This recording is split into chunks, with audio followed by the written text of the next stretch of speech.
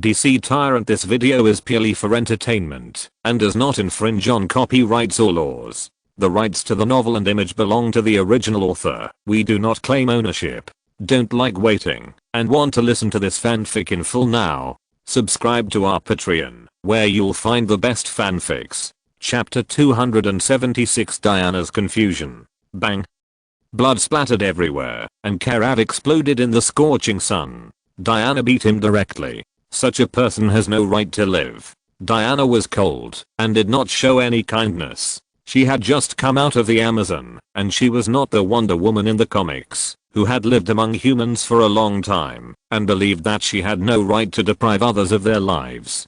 Diana showed no mercy to such a person who could crush a little girl with a tank and killed him directly. Diana beat several team members around her to death one by one, showing the cruelty of Amazon women. After beating them to death cruelly, Diana turned around and gently picked up the little girl and comforted her. It was just that the scene of Diana directly beating Karav and killing several members of the organization just now scared the little girl. When Diana held her, the little girl shrank in fear, looking at the blood on Diana's white shirt. She was very scared.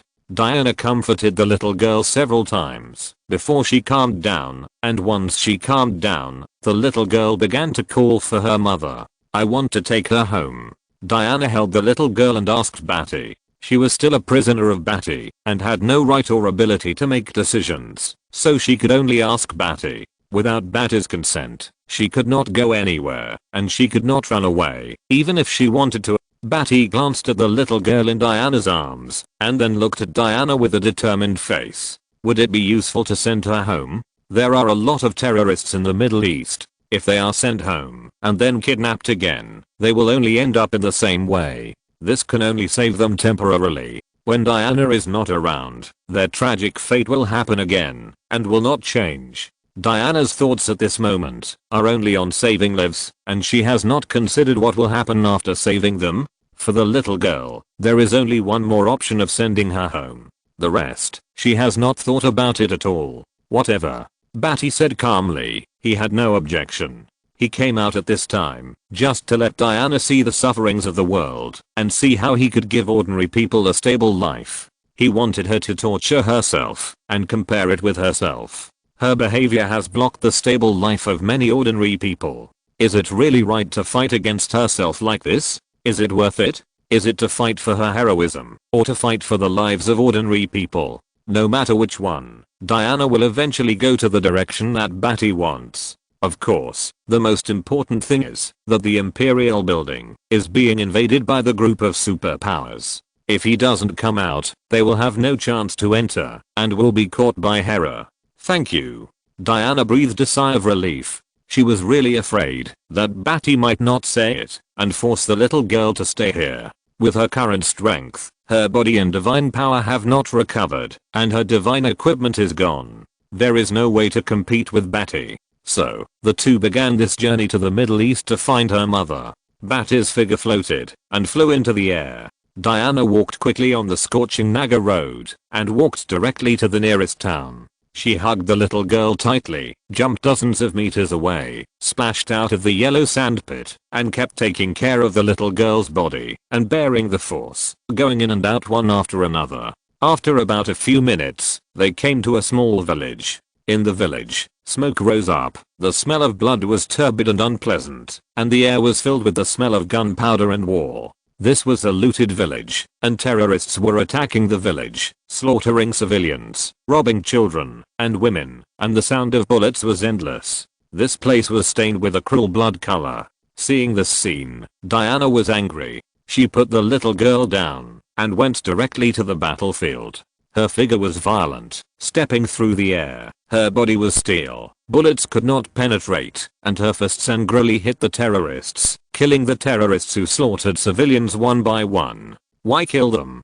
Diana's eyes flashed with confusion, and she turned to look at the miserable bloody village. The sound of miserable cries in the village rose, and grief and despair shrouded it. For the first time, she flashed doubts, because these civilians had no weapons and no threats. She really didn't understand. Even with the outstanding wisdom given to Diana by the goddess of wisdom Athena, she couldn't understand the suicide and killing of human beings, the slaughter of unarmed civilians and women, and the constant occurrence of wars, hurting the powerless. Badi floated in the air, not going down, watching quietly. He brought Diana here because he needed Diana to think. Without a unified regime, human beings will always commit suicide and slaughter. Only under his rule, the world will be unified and truly happy and peaceful. After all, it is enough to have one evil person, and it is enough to have one person standing at the highest point without any scruples. There is no need for others to do evil. Diana walked slowly in the village, looking at the people who were in pain, numb, and crying. Suddenly, she didn't know what was going on. Before that, she came out of Paradise Island, where there was no suicide and slaughter, because the Amazon people were all one family. She walked out of the village, picked up the little girl with a heavy heart, and ran and jumped towards the place where the little girl said. One after another, she passed several settlements. The people there faced her with vigilance like a tiger. Some carried guns and were forbidden to enter. There were also some settlements that were fighting each other, and some biological and chemical weapons were spreading.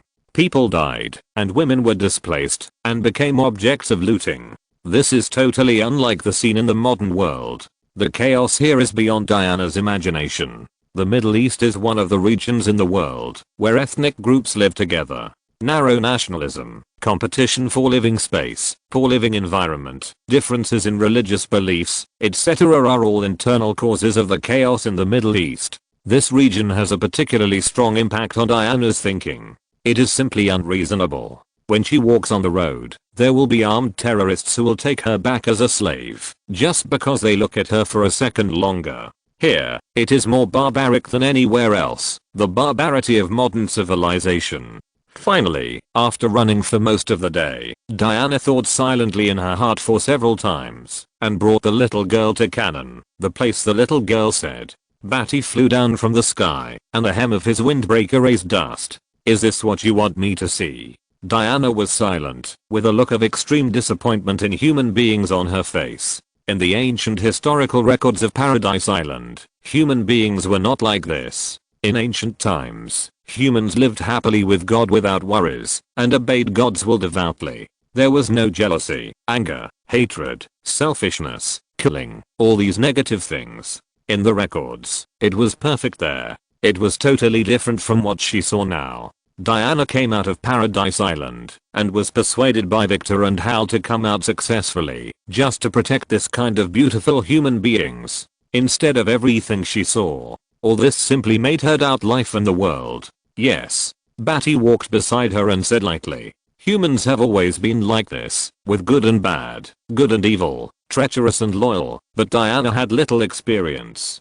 Diana was silent, with a sad face in deep thought. She held the little girl's hand, and walked in this safe town. Even in this relatively safe town, there were little girls who were kidnapped and used by terrorists for demonstrations. And Luaya, an Arab woman in white silk clothes, hugged the little girl tightly, and cried with joy. Amma, the child in the woman's arms, called for her mother loudly. Seeing the reunion of the little girl and her mother, Diana's heavy heart was relieved, and a long-lost smile appeared on her face. However, soon, Diana's expression froze. After thanking her, the woman knelt down in front of Badi and begged directly, Lord Bamuloti, please take Luaya away, let her become a civilian of Bamuloti, and let her live safely in Bamuloti. No matter what you want me to do, please give my daughter a safe future. Save the little girl, hold her through the battlefield, where bullets are flying, and go through the human killing that Diana can hardly accept. But now, the mother of the little girl has to push her daughter away from her side with her own hands, and push her to Bamuloti with flesh and blood. Diana was confused for a moment. Everything she did not reunite the mother and daughter. The mother even took the initiative to give her daughter to Bamuloti. This, why? Chapter 277 is in progress. Emperor Building. -9th floor. Kryptonite Energy Mechanical Engine Room. This is a research room that uses kryptonite as energy to drive interstellar spacecraft. Naturally, there is kryptonite here. Captain Larkin, with a full beard and a tough and beastly look, looks a bit like Wolverine, but more of a contradiction in his eyes with the vicissitudes of life, just like a beast, a wolf, flashing thoughts. Next to him is team member Jamie, a young man who wants to make a contribution so badly that he would even sacrifice his life. At this time, the two were at the door, wearing a black special anti-kryptonite radiation windbreaker, majestic and upright, guarding the door. In short, guarding. Since the space base incident, the two were rescued by Badi, which was considered a great contribution. Badi saw that Captain Larkin was capable and team member Jamie was hardworking and loyal, and they were all talented, so he temporarily transferred them to face the invasion of superpowered people, to get some credit, and wait for them to be promoted, and reused after the incident was completed. We were promoted to guards. However, Jamie looked depressed, and his promoted figure was gloomy. He sighed. He did not understand Badi's idea. He just felt that he had done a great deed by trying his best to escape from the space base and send information to the Earth. But now his treatment, from a scout to a guard, was a reward that was totally inconsistent with his great deed, which made him depressed and unhappy. This is just the beginning. Captain Larkin pulled his black windbreaker. It felt soft and smooth. It was indeed a protective windbreaker that could protect against kryptonite. This result was not bad for him, because he just wanted to be lazy, live a peaceful life, and live an ordinary life. It would be best if there was no waves at all, and live a peaceful life like this. That would be perfect. So, in fact, being a guard, working from 9 to 5 every day, was actually a kind of enjoyment for Captain Larkin. However, it is obvious that his outstanding talent has caught the eye of His Majesty. Hey, it will be hard in the future. He will have to bear the heavy affairs after dominating the Earth, and bear the handsomeness and wit that he should not have at his age. It is really tiring. Team member Jamie is different. I really envy him. There is no way. Who said he is outstanding? The greater the ability, the greater the responsibility. Captain Larkin's bearded face flashed a hint of complacency and melancholy, and his chest subconsciously straightened a little. Team member Jamie's melancholy face was shocked, and he woke up. Captain, do you know any inside information? Captain Larkin nodded. His beard and beast-like face flashed wisdom. He deliberately spoke in a hoarse voice, because it would make the audience feel that his wisdom is as deep as the ocean. Let Team Jamie always respect, admire, and admire him. Team Jamie, you are too careless. Our previous job was to be a scout. Our scope of reconnaissance is much larger than you can imagine. We can extract the records of personnel exchanges on the surface of the Emperor building, and the personnel transfers within the system. As long as you observe carefully, and we are here now, you will find. Captain Larkin narrowed his eyes slightly, opened them suddenly, and inhaled a heavy breath, his face solemn and stern. The air was quiet and silent. The cold air was slightly rippling in the space. The incandescent lamp was shining brightly, reflecting the nearby metal corridor. The metal corridor was deep and quiet, and there were few people today. The atmosphere was inexplicably tense. This tense atmosphere made Team Jamie feel nervous. His eyes tightened involuntarily, and he held his breath slightly, staring at the wise Captain Larkin. Your Majesty is not in the building. Captain Larkin said in a solemn voice. An ordinary His Majesty is not in the building, but he said it very nervously, as if there was something big going on. In fact, this is the truth. From a little bit of clues, Captain Larkin can see a lot, and most of His Majesty's settings, but it doesn't feel right to say it out loud, so he can only hint in this way. But it is obvious that team member Jamie's way of thinking is very different from Captain Larkin. Team member Jamie's expression was stunned for a moment, his face twitched, and he looked at Captain Larkin with strange eyes. Captain, are you pretending to be deep? Team member Jamie mercilessly exposed his captain's pretense. His Majesty went out, and the entire Imperial building saw it. Is there any need to say this? Team member Jamie asked himself that he was not blind or deaf, so how could he not know that His Majesty went out? This can also be a reason for Captain Larkin to pretend to be deep. Team member Jamie was speechless. Do I look like a pretentious person? Captain Larkin was very dissatisfied.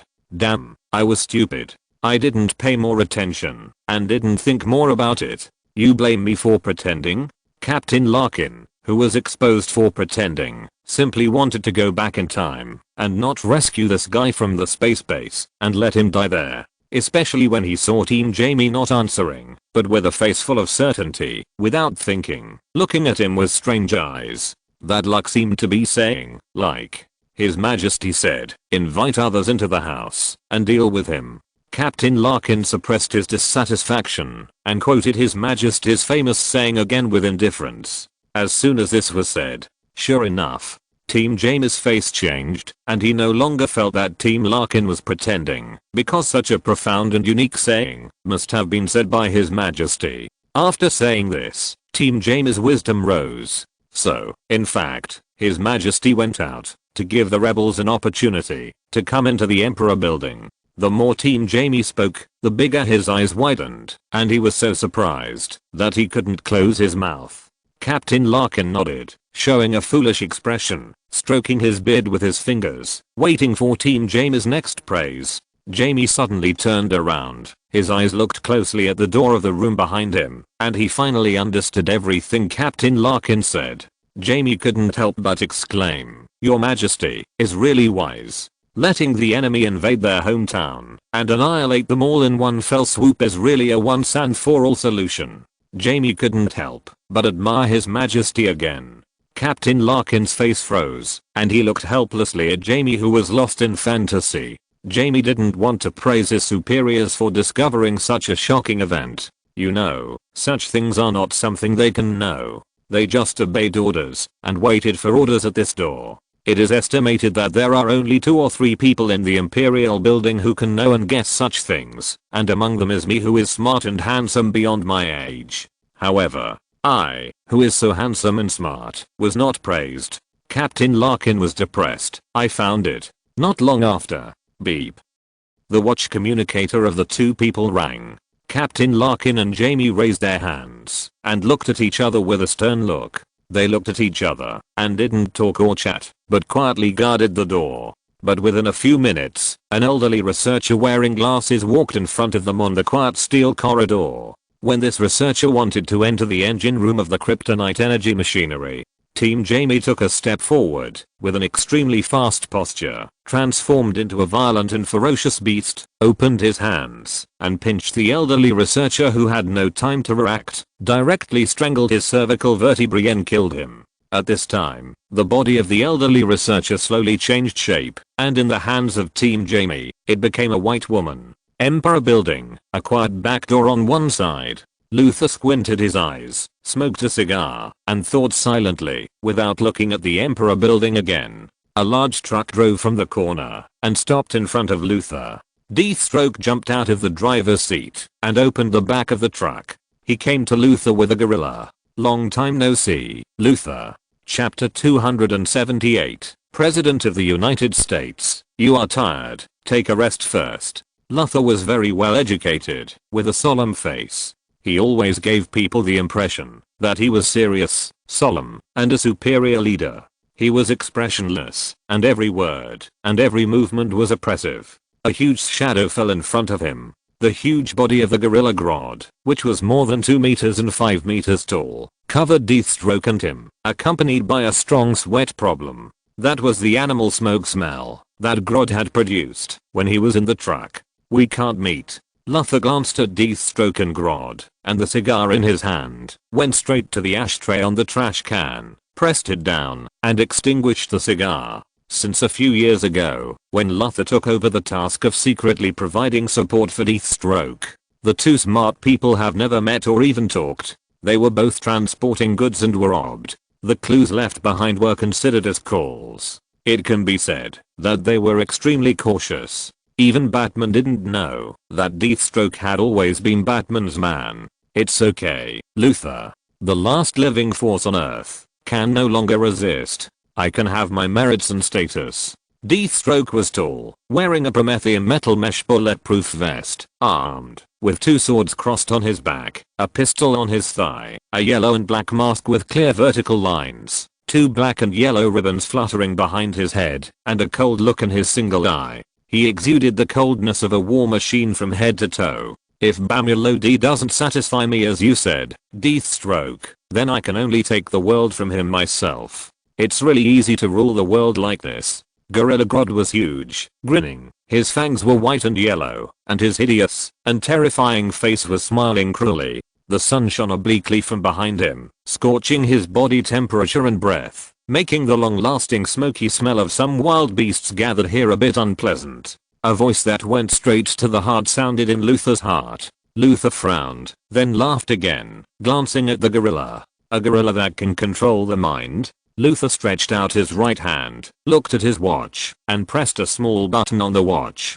to prevent others from prying into his mind. When you bring your pet to see His Majesty, brush your teeth, take a shower, and clean yourself up first. It is best to wear a suit and tie. Luther's face was cold. The Gorilla Grodd had a strong body odor, so he reminded him. His Majesty is out. The Gorilla Grodd exploded with anger. With a roar, he opened his mouth, bared his fangs, and roared at Luther. A mental shock wave emanated from him, shaking the air ripples invisibly. The huge black gorilla body was extremely terrifying, as tall as a mountain, and stared at Luther angrily. It felt that Luther was insulting it. It came to rule the world together with Bamulodi in a king-to-king manner. Its subordinates in the Gorilla City were ready to come out of Africa and invade this world. Before meeting Bamulodi, his subordinates were not qualified to talk to him like this. In fact, it was Deathstroke who tricked Grodd to his side. Of course, if Grodd did not surrender, when he finally met Badi, he would have no choice but to die.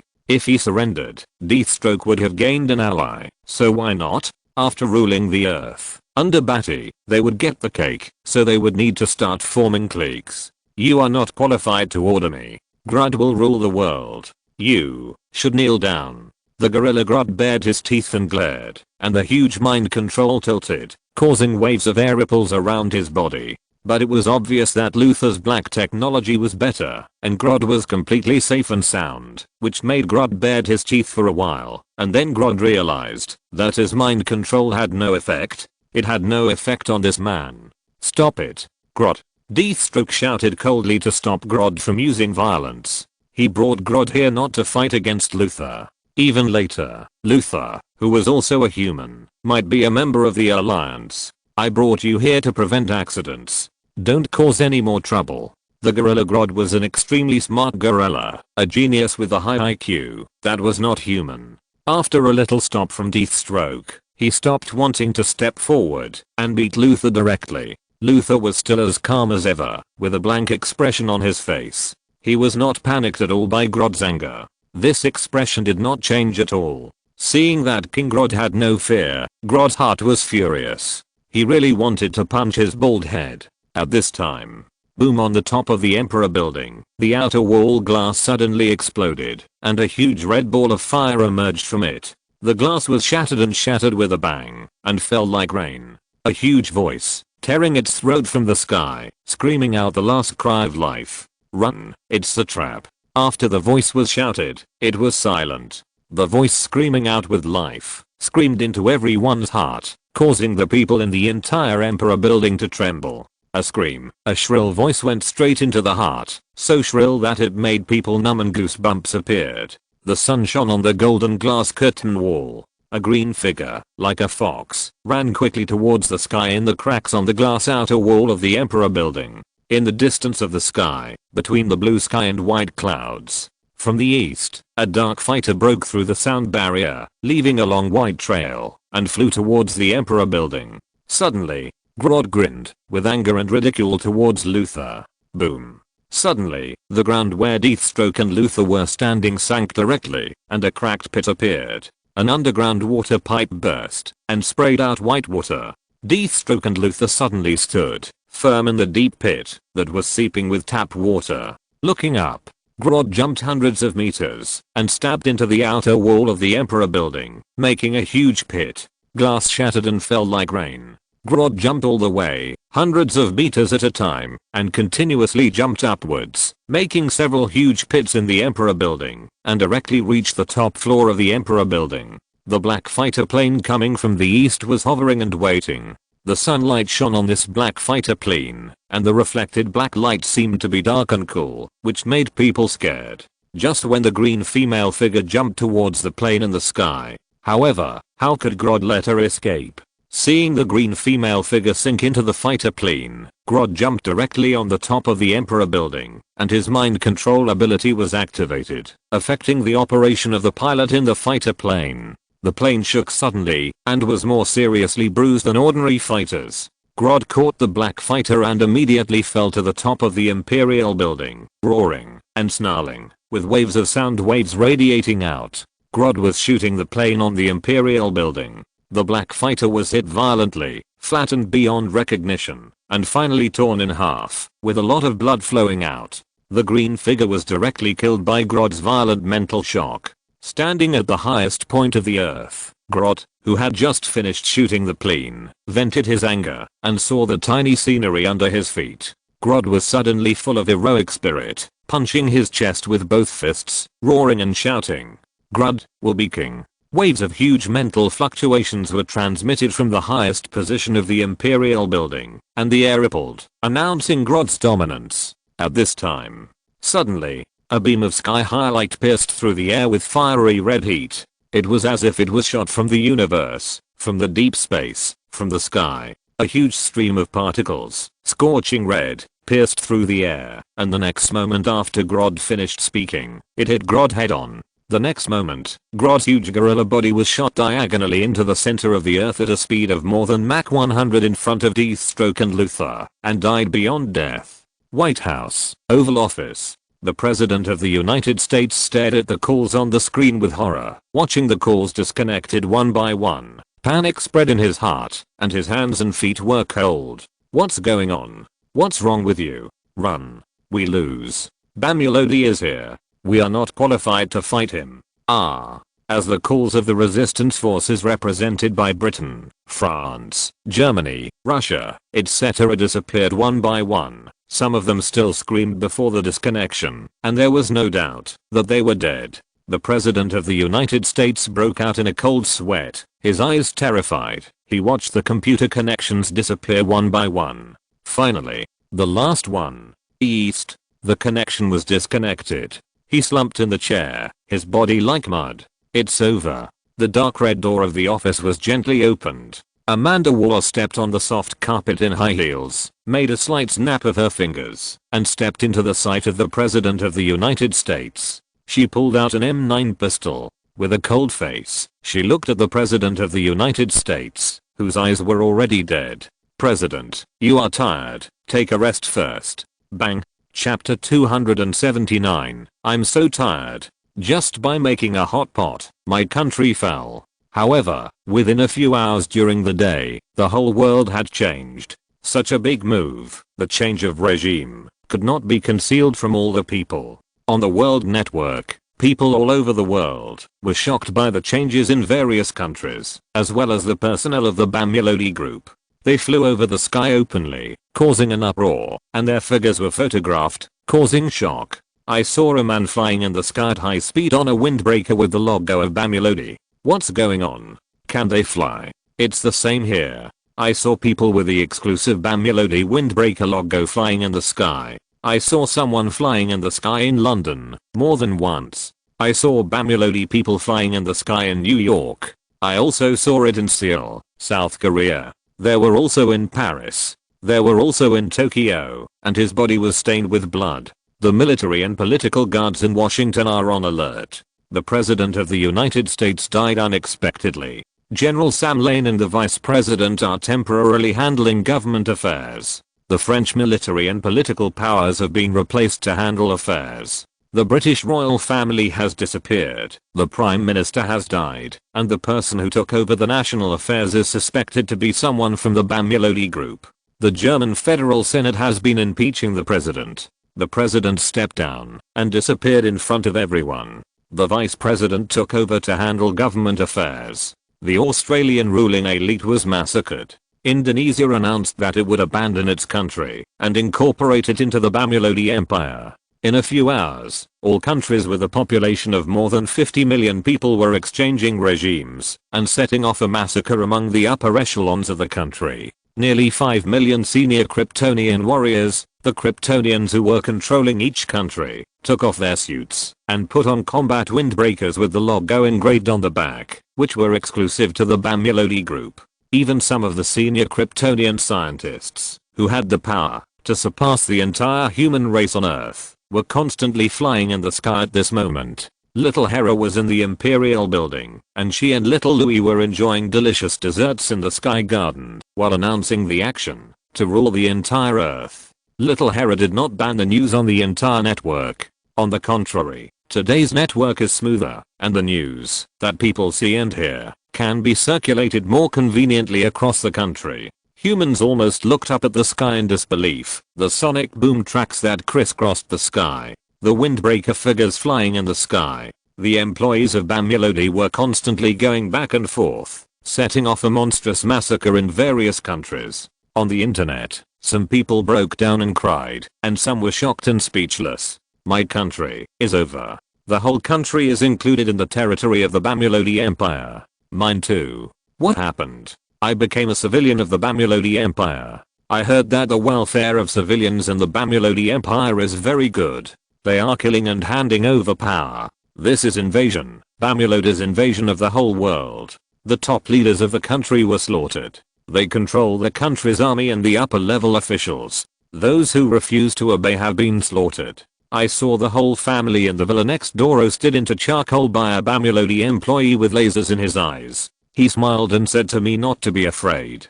Damn, I was scared to death. I have it here too. A senior official who is suspected of resisting Bamilodi, implicated his entire family, was slaughtered, and only the trembling Filipino maid was spared.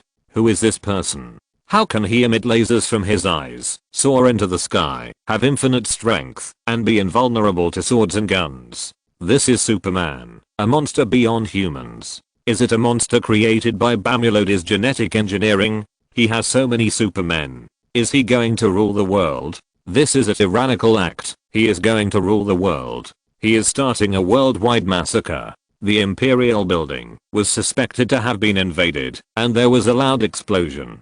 Someone took a photo of a gorilla shooting down a black fighter jet on the Imperial building. Then the gorilla was shot to the ground by a beam of particle beams from the sky and died. Rumor has it that countries all over the world have sent superpowered people to attack the Imperial building, but they were killed one by Bamilodi. A small country directly detonated a nuclear bomb on the spot and perished along with Bamilodi's employees. This is fucking scary. A Bamilodi employee walked out of a dark ruin a few kilometers away. Windbreaker fluttering. So fucking handsome. What kind of monster is this? Can it resist nuclear bombs? Even if it's not the center point, no creature should be able to withstand it. What's wrong with this world? Everyone go and check the World United Nations announcement. The United States announced that it is no longer a country and is incorporated into the territory of the Bamilodi Empire. France announced that it was no longer a country and was incorporated into the territory of the Bamilodi Empire. Russia announced that it was no longer a country and was incorporated into the territory of the Bamilodi Empire. Germany announced that it was no longer a country and was incorporated into the territory of the Bamilodi Empire. Britain announced that it was no longer a country and was incorporated into the territory of the Bamilodi Empire.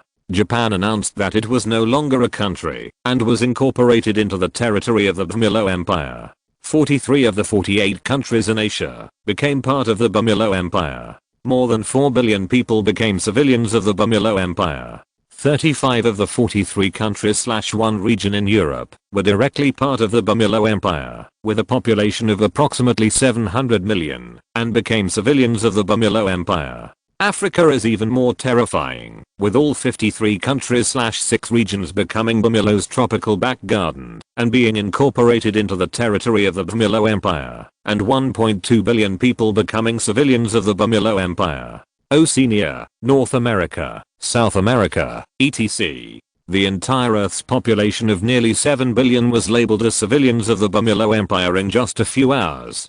How could this happen? What happened? How did the World War break out? Exclamation mark.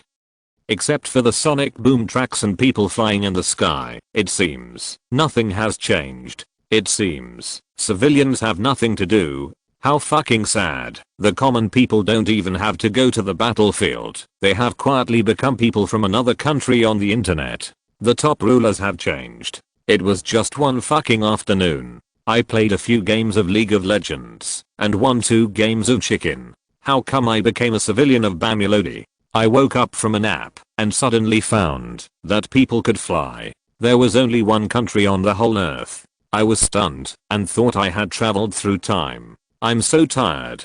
I just made a hot pot and my country fell. Bamulodi. This man who was once marked as having the greatest wealth in the world. The man who was marked as having the best of everything in the world. The man who was marked as having the most energy in the world. From now on, this is not a sign. He owns the whole world. Chapter 280. Bamulo Empire. The Middle East. The sun is shining brightly. The dust is rolling. The houses are made of yellow sand. The dark-skinned Arabs are eroded by ultraviolet rays, and the thin and dry children. One by one, their eyes are bright and big. Diana walked through this land, and wherever she looked, there were big black eyes, looking at them eagerly, as if eager to take her away. Take her away from this war zone. Diana's face was incredulous, and she swept through all her sights one by one in a daze and powerlessness. Her mood was complicated, and the taste was hard to describe. Her mood became heavier, and she held Luaya, the little girl, in her right hand. At a request, Bamulodi agreed once again to let this little girl become a civilian of the Bamulodi Empire.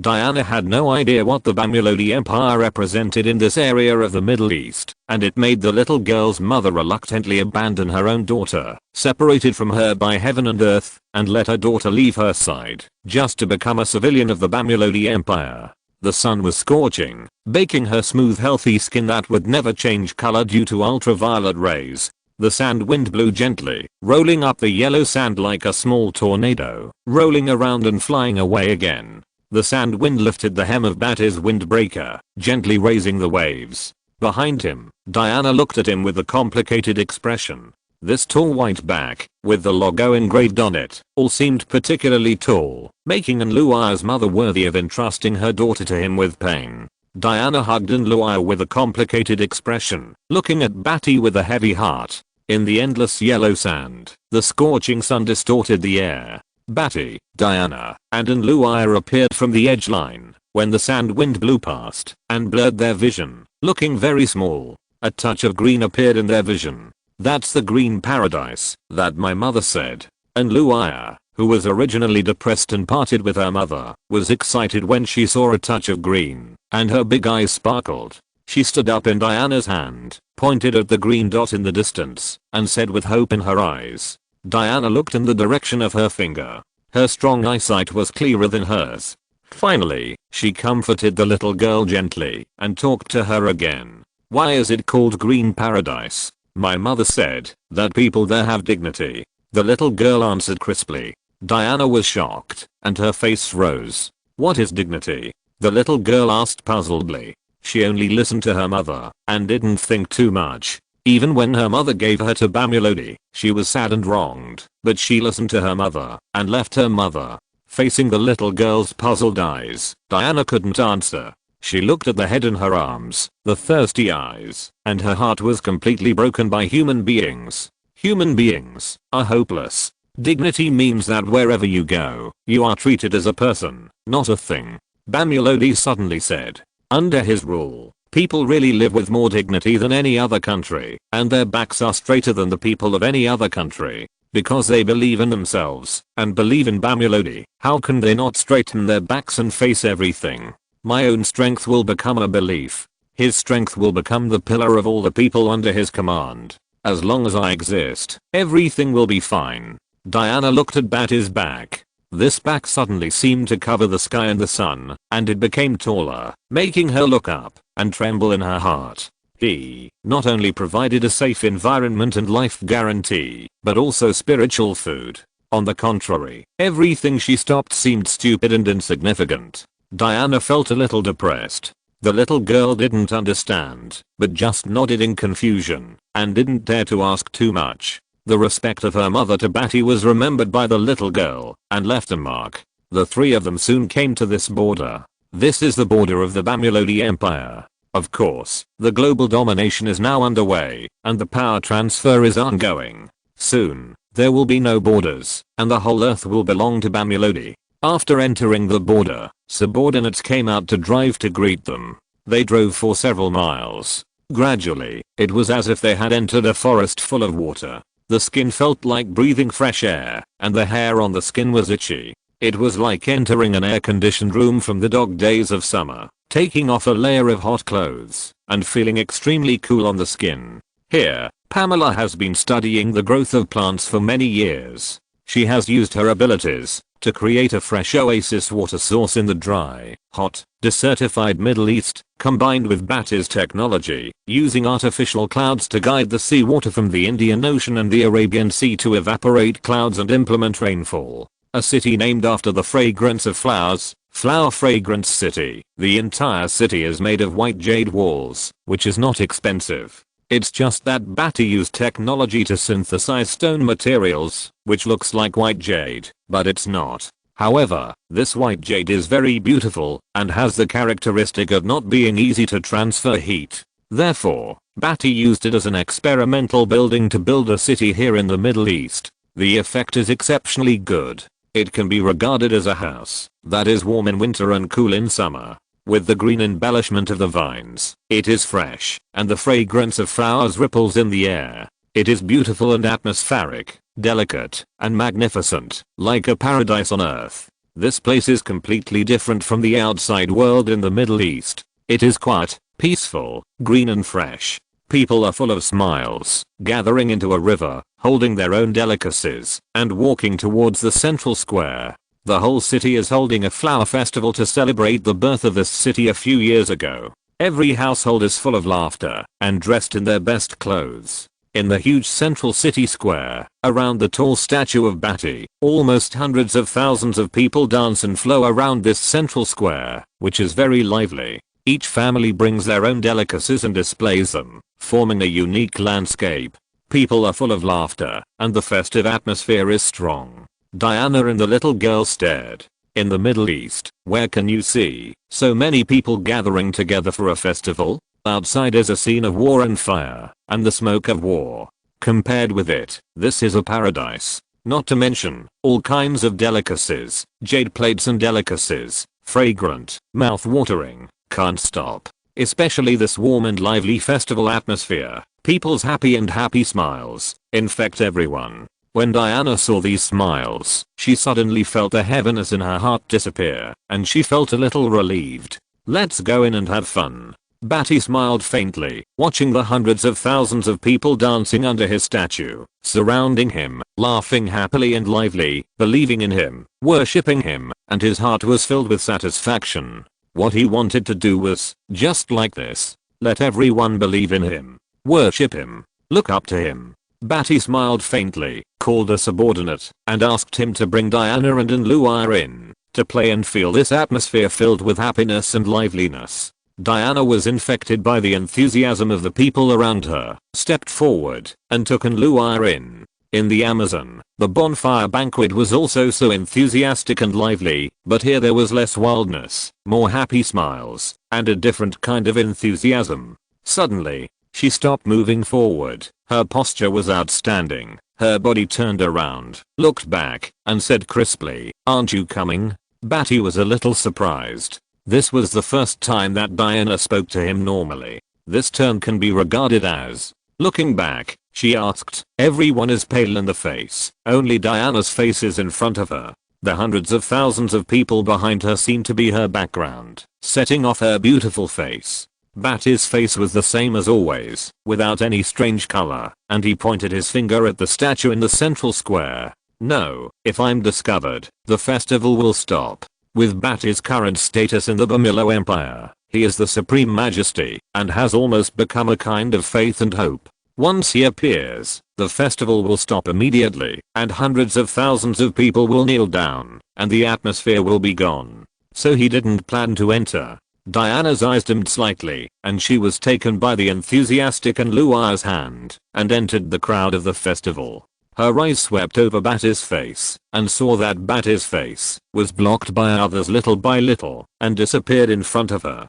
Diana followed in Luaya and began to dance and walk with simple body movements under the leadership of the crowd. A smile appeared on Luaya's little face, and the scars faded. Diana was relieved. Involuntarily, she looked in the direction of Badi among the dancing crowd. Among the scattered figures, she could only see Badi's back, which was gradually leaving. If your all can make the whole world smile, then maybe it is a good thing. Chapter 281 Diana, I want to be your wife. The ocean is sparkling. On a vast blue ocean, the water surface is shimmering with beautiful waves. There are two people walking leisurely, walking on the ocean, as if walking on flat ground, walking on the waves, and moving straight ahead. Badi is wearing a white windbreaker, his face is calm, and he is walking on the ocean, as if he is a god. Diana is wearing a secretary suit, walking on the ocean, which is quite unique. I admit that the people under your command are indeed living a healthy and happy life, which is different from other regions. I agree with your behavior, unity, and complete elimination of war, bringing peace to mankind. However, I will closely monitor the behavior of your subordinates and strictly prohibit the second harm to humans and treat humans as animals. Diana said solemnly and seriously. Since ancient times, the rule of autocratic monarchy is often due to the corruption of the upper class, which has led to the people's misery and wars again. After the flower-fragrant city, she followed Badi again and walked through several cities in the Bamilo Empire. Without exception, compared with the outside world, this place is really like heaven, which makes her unbelievable. Bamilodi is not as cruel as Alan Victor said, and is even quite humane. No country can do this, which refreshed her understanding. She is not stupid, she has her own eyes to see, and her own thoughts. When all this cannot be stopped, she will find the best way. Become a supervisor, supervise Bamilodi's subordinates, or him, to avoid causing harm to humans again. Badi pondered, looking far away at the ocean. This may be good. Amazon warriors have had the responsibility to protect humans since ancient times. It is their responsibility to let them fully integrate into their own empire. Diana gave her a good idea. Okay, you can recapture the Amazons of Paradise Island and use them for me. Badi ordered. Diana was silent. The whole world has fallen. Paradise Island is in a delicate situation and cannot be spared. The only thing she can strive for is to save more Amazons. Before setting foot on the ocean, she communicated with her mother via video. This is the best way to eliminate as many objections as possible and avoid killing. Okay, my Paradise Island will become your fighting force. After a few seconds of hesitation, Diana decided on the direction of Paradise Island and the Amazon female warriors. Paradise Island is a country of autocracy. As long as the Amazon female warriors below deal with their religious issues, they will gradually be under her control. She and her mother have discussed a series of countermeasures, and the upper echelons of Paradise Island have also unified the same battle line idea as her. The most Amazons survive. As for, mother wants me to marry you. Really? Diana's face showed an embarrassed expression, and her eyes looked at Badi beside her with complicated eyes. In the sun, Badi's sculpture-like white jade tough outline, straight nose, high forehead, and indifferent eyes with irresistible majesty and domineering, and his skin was light and shiny. At any time, he was like a fairy god who fell from the earth, attracting attention and attraction. There is no doubt that Badi is a man better than anyone else. What he does, his behavior, as well as his heart and appearance will arouse the curiosity of any woman. Especially for a strong woman like Diana, opposites attract, no matter where they are. No need, Badi said calmly. Diana was undoubtedly very beautiful, but he was not a lustful person, and it was impossible for him to let Diana marry him openly and announce it to the world, becoming the queen of the Bamilodi Empire. What kind of status would this bring to Pamela, Raven, Jenny, and Farah? Badi attached great importance to the concept of family. At least, he would not allow Diana to enter his family, because Diana had the concern of the Amazons behind her and would not devote herself to him wholeheartedly. No, I want to be your wife. The next moment after Badi refused, Diana said with a firm face and without hesitation. Diana thought deeply. She had discussed it with her mother, and she also had her own thoughts. Badi showed her the cruel side of human beings, as well as the beautiful and passionate side of human beings. There are good and evil. Becoming Bati's wife. After Bati unified the world, this identity would undoubtedly be more able to protect the human beings on Earth from being harmed by the powerful Kryptonian soldiers under the Bamulodi Legion. It may not be obvious now, but once the war subsides, and it falls into a long-term power struggle at the top level, after corruption, that kind of harm is deep in the bones, and needs to be properly purged and guided from the beginning. Only by becoming your wife can I have legitimate supervision, and protect the rights of mankind, so that your subordinates will not be corrupted by long-term power and harm mankind. After a resolute look, Diana's face was a little red, but her eyes were still determined, and she was determined to become Bati's wife. There were some vague feelings in her heart that she couldn't explain clearly, which made Diana difficult to describe. Bati stopped on the ocean and looked at Diana subtly. Lover, the effect is the same. Let her become his lover. This is a world of difference from the identities of Raven and Pamela. In short, she will be the identity of Zio. Of course, Bati's subordinates will only regard her as His Majesty's woman, and there will be no other difference. Only Bati himself knows that, if someone holds Raven and Diana hostage at the same time, then Bati will choose to sacrifice Diana and save Raven. Everything, in his heart, has its weight, and he knows it very well. Diana breathed a sigh of relief. No objection, as long as the Amazon can be preserved to the greatest extent, and the future of human beings can be protected, it is enough. In the scene of blue sky and white clouds, blazing sun, and sparkling ocean surface, the beautiful and vast environment spreads a charming atmosphere. Snap! Bati suddenly snapped his fingers beside Diana's face and ear, waking Diana up. In an instant, the ocean under their feet. There is a huge shadow, which is gradually rising from the deep sea. Paradise Island, Amazon tribe, how much can be left is up to you. Chapter 282, The Fall of Atlantis. The Atlantic Ocean between the UK and Iceland. Bati and Diana stood on the ocean. The sparkling sea was silent, and the salty sea breeze blew gently. Under their feet, in the deep blue ocean, a huge shadow slowly emerged from the depths of the deep space. The dark shadow, like a sea monster, rushed out from the dark depths of the ocean.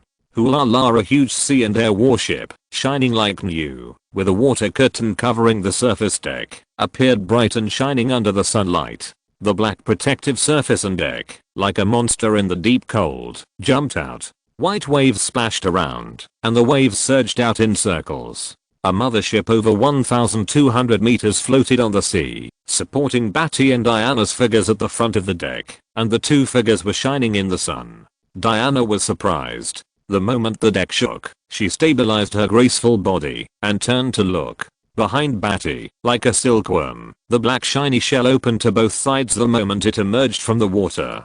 The machine slowly and heavily twisted the saw teeth. The huge machine was like a butterfly with its wings spread out on the ocean, fully displaying this giant sea and air battleship with a length of more than 1,200 meters and a width of 600 meters. Inside, there were more than 20,000 Kryptonian high-level gene soldiers, wearing neat black anti-magic windbreakers, lined up on the deck with a distance of 1 meter vertically and horizontally, and looked at Bati's tall back with fiery eyes. Your Majesty.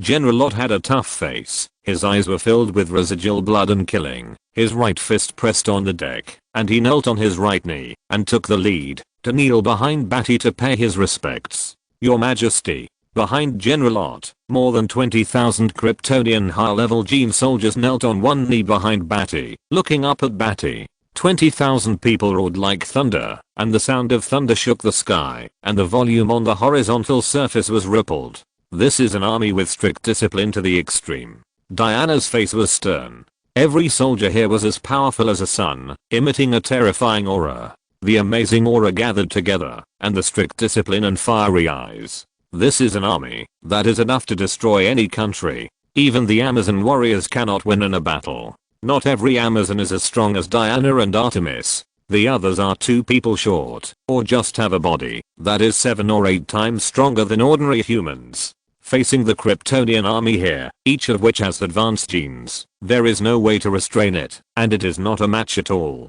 Atlantis, have you dealt with it? Bati did not let them get up, but just looked into the distance, looking at a sesame dot in the distance. Paradise Island, right in front of him.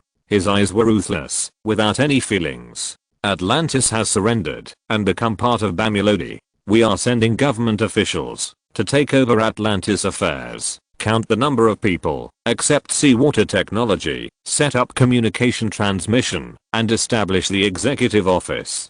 General Ott's voice was as hard as steel, and he answered in a sonorous voice. Diana felt a chill in her heart. Atlantis was a country passed down from ancient times, and it was a city left by the sea god Poseidon. Even if the combat power of Paradise Island was compared with it, it might not be able to be said to have defeated Atlantis. Although the king of Atlantis was killed by Badi, it was not so easy to be conquered. However, the facts were in front of her, and she did not think that Badi would put on a show in front of her, which was meaningless. But, this is what made Diana feel cold in her heart. If nothing unexpected happens, the army here, this warship, is heading to Paradise Island.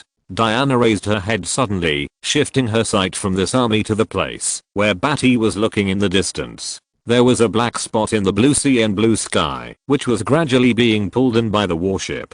The warship was moving at a high speed, and the cold sea breeze blew in the face. Badi's windbreaker and black hair fluttered. Diana's heart sank to the bottom, and she was silent. This was the last stop of Bamulodi's conquest of the earth, and it was unstoppable. She knew that he had to carry out the massacre in this way, and kill the Amazons who did not obey Bamulodi's rule. Now, it depends on how many Amazons she can persuade and save. It's only been 2 days, and Atlantis can't hold on. Otto, get up. What method did you use? Badi smiled lightly, very satisfied with Otto's quick action. It was only 2 days after the order was issued, and Otto had completed his instructions. This kind of execution ability was exactly what he admired. General Ott stood up from his kneeling position, his eyes flashing with cruel red light, the sea breeze blowing wildly on his cruel face. He said, "Follow His Majesty's orders. We must use the most unforgettable method to make Atlantis completely surrender. 7,000 warriors, dig the entire Atlantis out of the deep sea, lift it away from the ocean, and throw it in the Sahara Desert, the hottest place. After being exposed to the sun for only a few hours, these fish, shrimps and crabs can't bear it and will surrender." General Ott grinned. His face was a bit cruel and iron-blooded. This was nothing to him, and he didn't even personally slaughter them, so it couldn't be considered a war. Badi laughed. This scene was so similar. In the Injustice League, Superman ruled the Earth and Aquaman fought against it. As a result, Superman used his own power and unparalleled strength to dig Atlantis out directly, threw it in the desert, and expose the civilians of Atlantis. How could these people who lived in the sea endure such exposure? They howled miserably, forcing Aquaman to submit to the rule of Superman. Unexpectedly, his subordinate, Otto, also did the same thing, drying some fish, shrimps, and crabs, and finally making all the Atlanteans unable to resist. This is the last stop. Badi smiled, looking at the Paradise Island, that was getting closer and closer, with towering trees and a magnificent white palace majestically displayed in front of him. Diana felt a little cold in her heart, and she felt heavy when she heard that the two of them had solved Atlantis so easily and simply. She stared at the Paradise Island that was getting closer and closer, and suddenly said to General Otto, "General Otto, I have some plans that require your cooperation." Otto's cruel face was slightly cold, and he had a lot of speculations about the woman standing beside His Majesty. He looked at Badi, then gently turned his gaze to Diana, and carefully asked about her identity. "I am Badi's wife, Diana." Diana paused and said with an unnatural expression. She felt a little embarrassed to admit that she was Badi's lover, and she even said that she was his wife, which was obviously inconsistent with what Badi said about being a lover. Diana looked at Badi with worry in her eyes, and was relieved to find that Badi did not care about such verbal behavior. Otto heard this, and saw that Badi did not deny it calmly, so he knew it was true. Even if it was not at the level of a wife, it was a relationship like a lover, which was enough for him, a subject, to express his respect. Otto bowed slightly, and felt that His Majesty had no objection, so he said respectfully, "Okay, Madam Diana." Chapter 283 Arrival at Paradise Island. The warship rode the wind and waves, cutting through the ocean, splashing white waves. Badi stood at the bow, his hair ruffled by the wind, his windbreaker rustling. He looked into the distance. At the highest point of Paradise Island, white spires stood in a forest, magnificent and majestic. The Greek architectural style inherited from the gods of Olympus has always been magnificent, majestic, spectacular, and exquisitely carved, showing the supreme status of the gods and artistic elegance. Diana stood beside him. Her slender fingers gently lifted her hair behind her ears and looked at the approaching Paradise Island with worry. After this battle, it was unknown how many Amazons were left on Paradise Island. At this moment, inside Paradise Island, in the palace hall, quarrels had already begun. Amazons will never be slaves. The gods will not abandon us. It is the honor of Amazons to die in battle. Queen, General, you have fallen, abandoned your people, and abandoned your faith. Princess Diana is held hostage. We should not surrender in humiliation. Even if we die in battle, we should show the dignity of Amazons. Amazons do not tolerate humiliation. As one of Diana's friends, Evia was thin and tall, but she was thin only compared to ordinary people. She had a body of tendons and extremely low body fat percentage, and strong fighting power. In Amazon, there were only a few people who could fight Diana, and she was one of them. But she did not have Artemis's intelligence and fighting power. She only had the same passion and strength as the Amazon female warriors, and the idea of dying in battle as an honor. With a bang sound, Hippolyta slapped her hand heavily on the handle of the throne, cracking the exquisitely carved throne handle with the sun and the moon, and a sound echoed in the hall. Do you want the Amazon to perish? Hippolyta shouted with anger on her majestic face. Amazon warriors will not live in vain. The gods will watch over us and protect us. Evia's face was firm. She knelt on one knee in front of Hippolyta, then stood up firmly, stepped fearlessly on her iron boots, and turned to leave the hall. Hippolyta was furious, and her angry hands were bulging with blue veins. She pinched the handle of the throne, the thick and delicate wooden handle, and it was directly crushed. Wood splinters seeped out from her fingers. She had already thought that these ordinary Amazon warriors would not understand them, but she still did not expect that more than 70% of the Amazon female warriors would express their mentality of fighting to the death with Bamulodi in order to maintain their faith in the gods of Olympus. Bamulodi's quick action caught her off guard. The planned action had no possibility of being implemented at all, and she was already facing a decisive battle with Bamulodi's army. Hippolyta was angry, powerless, and sad. She sat heavily on the throne with a bitter face. The gods have abandoned us. Hippolyta closed her eyes painfully. Antiope, Artemis, and Philip standing below all had painful faces. They had done everything they could. But the Amazon warriors at the bottom had maintained their faith for thousands of years, and it was difficult to shake it. Living like this day after day in the cage-like place of Paradise Island, it was this faith that supported them. How could they abandon the gods? If Paradise Island was destroyed, it would be destroyed in the hands of these warriors with strong limbs and impulsive minds. The closer they got to Paradise Island, the uglier Diana's face became. With her excellent eyesight, she had seen that on the coastline of Paradise Island, lighthouses were set up to war against people coming from the sea, and the coastline was full of people. Almost all of the Amazon warriors who opposed surrender were ready for war here, and 70% of them were ready for war. Diana's heart trembled. Her mother was unable to stop these Amazon warriors after all. They had already hit the bottom and rebounded. Their beliefs were involved, so they were desperate to defend their beliefs.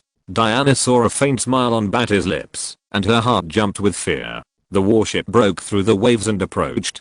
Finally, something that Diana didn't want to see happened. Men, you are not qualified to land on Paradise Island. Shoot. A roar like a female leopard resounded in the sky. Suddenly, on the coastline of Paradise Island, the sound of rebounding bowstrings rang out continuously. Arrows swooshed to form a sky curtain, densely packed. Black dots flying in the blue sky, like locusts. Overwhelming arrows burst out from the Amazon coastline. Among them, there were thousands of arrows with magic and strange fluctuations, flashing cold light, neither fast nor slow. Badi stood at the bow of the ship. His eyes swept across the overwhelming arrows, and his perspective and farsightedness began to observe Paradise Island. The location of Paradise Island is very special. In fact, the ultimate goal of Paradise Island in the Amazons is not to protect the so-called human beings, but Paradise Island is a time-space gate to the underworld.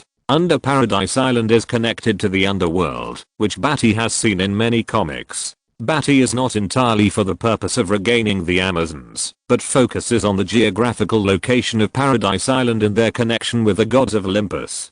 Just when Badi turned on his far-sightedness and perspective vision to look at Paradise Island, General Ott, who was behind Badi, raised his eyebrows, his eyes flashed with a fierce light, and suddenly raised his right hand. The 20,000 soldiers behind Badi suddenly dispersed from behind Badi and flew quickly into the sky, like a peacock spreading its tail. The black figures were densely packed all over the sky, and their eyes began to turn red. 20,000 pairs of red pupils, crisscrossing the sky. The huge, terrifying scorching breath seemed to steam up this space. Stop. Diana was terrified. She stepped hard, as if she was stepping through the air, and headed directly towards the direction where the arrows were flying. Stop. In an instant, the surface of her body showed golden divine power, and her eyes suddenly turned golden. She roared loudly, and burst out towards the arrows. The golden ripples were like real entities, rushing towards the arrows. The arrows hit the golden ripples in the air, like hitting a steel wall, bending one after another, snapping and breaking continuously. In mid-air, they suddenly broke their wings, and fell like a flock of flying swallows. The remaining thousands of arrows with magic were also trembling in flight. Finally, the arrowheads fell down, passed by Diana, and fell into the air. Diana felt a little relieved. At least, she hadn't let Badi's army start the war. At the same time, the 20,000 soldiers behind Badi, who were like peacocks spreading their tails and occupying the sky, gradually held their breath with red eyes under the command of General Ott. Otherwise, it would be hard to tell how many Amazon female warriors with lower combat power would die if these 20,000 thermal visions swept across. Seeing that the war had not been successfully started, Badi's soldiers put away their thermal visions. Diana felt relieved, but her face was full of anger as she flew towards the coast of Paradise Island. Badi frowned, scanned Paradise Island, and murmured strangely, HMM. If you're listening to this novel on a channel other than Fanfic World, it means they downloaded and uploaded it without effort. We cordially invite you to visit our channel, Mundo Fanfic Novelos. There you'll find the original version of this story and you can explore many other novels of various genres. We're waiting for you to immerse yourself in a world of incredible novels. Chapter 284. Paradise Island is really a place of talent. Paradise Island gave Badi a strange feeling. He saw something unusual. There was a huge and dark portal under Paradise Island, embedded in a dark corridor. The portal was half open, and inside was the end, which was rock and soil, without a space channel. It was as if this dark portal was embedded at the end of the corridor mountain. Then Badi's eyes, penetrating vision, opened again, and saw that on the magic tower of Paradise Island, there was a huge magic communication magic circle with traces of magic power, which had been used a few days ago. Badi had learned magic from Raven and Zatara, and understood the operation of the magic circle. His own magic body transformation could also use magic power, so he could feel and see traces of magic power. This island seemed to be really isolated from the world, and there was no connection to any strange place. This was what made Badi strange. Everything mentioned in the comics, the transmission channel connecting to Mount Olympus, the gates to the underworld underground, etc., seemed not to be seen from this Paradise Island. Badi was confused. Diana had gone back and forth. Her face was full of peace, and she roared towards Badi with determination and solemnity. Bamulodi, send out your soldiers to duel with Amazons, one-on-one. Let all the Amazon warriors duel with your soldiers, to decide their own death. This was the solution Diana could come up with. Amazon warriors valued feelings and commitments. Let each of them fight with Bamulodi's soldiers, to decide their own status, whether to die in battle or to lose gloriously in the duel, and become a slave, and then in the future, challenge the master with the body of a slave. As long as they win, they can take themselves back. This almost split up a Legion-style war, the United Amazons' belief in the Greek gods, and let the Amazon female warriors resist one by one with duels. Because the resistance of the army, the Amazon warriors who gathered together with faith, will really fight against faith with death, and they must not be allowed to unite. Only by letting them split up one by one, and implement the Amazon-style duel, and letting them keep their lost promises to the soldiers of Bamulodi, can they avoid dying in battle with faith. As for the future of the next generation, of course, they will not really become slaves of Badi's soldiers. Diana has discussed and planned with Ott, and has also obtained Badi's approval to let them perform. In the future, Diana will naturally lead the Amazons to work harder. In the days of becoming slaves, they will unite as one, train their combat power, and fight for their future goals and challenge their masters to obtain themselves. This way of fighting is unheard of. The legions have already assembled, and are about to go to war, but they are still fighting personal duels. However, there is no doubt that this way of dueling is unusually to the appetite of Amazon. As soon as Diana said it, there were already voices of agreement, and some even said that they would duel with Badi and win Princess Diana back. Diana refused righteously, saying that she would win herself back in the future. Little did they know that their Princess Diana had become Badi's lover, and he had really taken great pains for them. Badi handed this matter over to Ultraman to deal with. Cooperate with Diana, and do what she says. They will become slaves or die on Paradise Island. No one is allowed to leave Paradise Island, Badi ordered. He had no interest in this battle. The advanced Kryptonian gene soldiers behind him, just from the beginning of sunbathing and activating genes to gain strength, were enough to be stronger than most Amazon warriors. Only a few Artemis, Phillips, and Antiope could match them.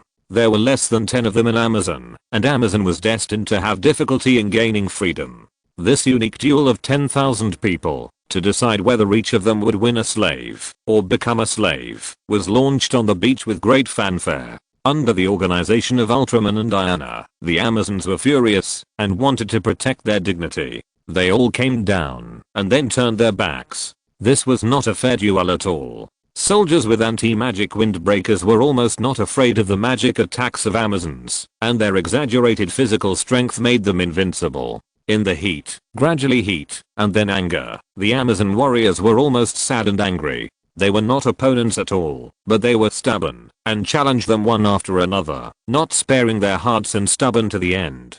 These Amazon warriors, the bottom warriors, were so tyrannical that their necks were so stiff that they could not turn at all, and they had to fight to the death. Every time at this time, Diana appeared. Her strength was still stronger than that of Badi's soldiers. She could fight Badi for several rounds, even though she was covered with artifacts. But she still had a great advantage against these ordinary soldiers. In the eyes of the Amazons who were eager for victory, she won several soldiers tyrannically, and made several soldiers her slaves. The Amazon tribesmen who were watching cheered loudly. The hot atmosphere of the duel spread along the coastline. Even Artemis couldn't bear to watch it. She was in a restless mood, and finally won a soldier with difficulty. When she raised her hand, all the Amazons cheered for her victory, triggering a new round of passionate confrontation. Then dozens of Amazon warriors became slaves one after another. After all, ordinary Amazons were not as strong as them. They had an unyielding faith, but no power to protect them. In the end, most of them lost. The entire Amazon was almost heartbroken. They hid on Paradise Island and trained for thousands of years, but they were defeated by the invaders from the outside world. It was simply unacceptable to them. At the most weeping moment, Diana stepped forward with a firm face and raised her fist high as a cry for the complete defeat of Amazon this time.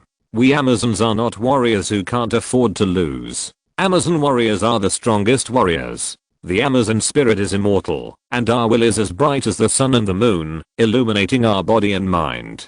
In the days to come, as slaves, we need to train harder, take back ourselves, take back our beliefs, and take back everything we have.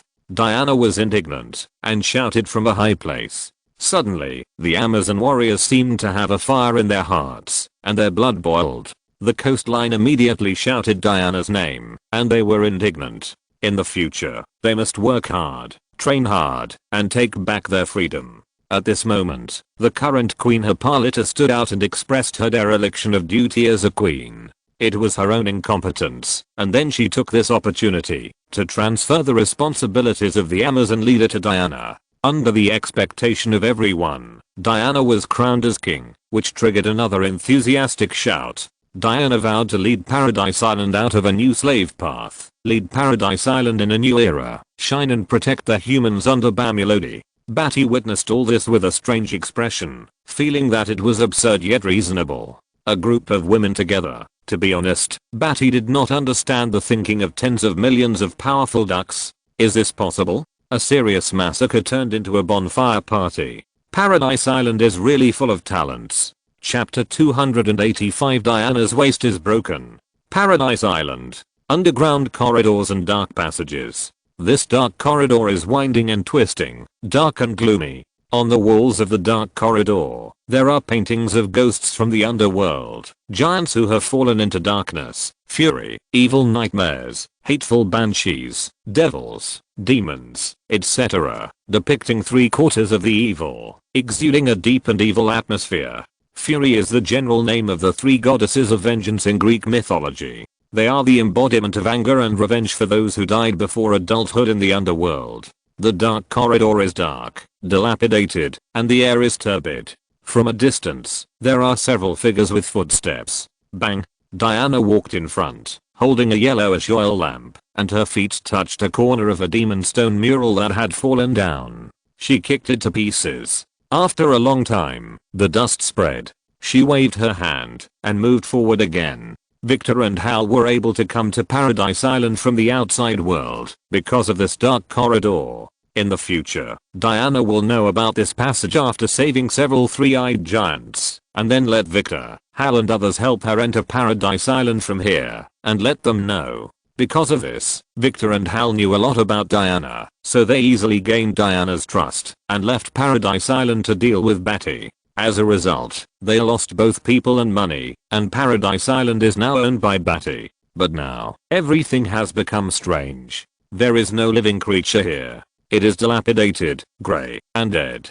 Thousands of years ago, I explored this dark corridor, and walked to the end. It was not a door to the underworld, but a portal embedded in the rock wall, which looked like a door to hell, but it was definitely not a door to hell. Hippolyta was on the left side of Badi, and the cold and beautiful Hera was on the right. They were half a step behind Badi and walked together.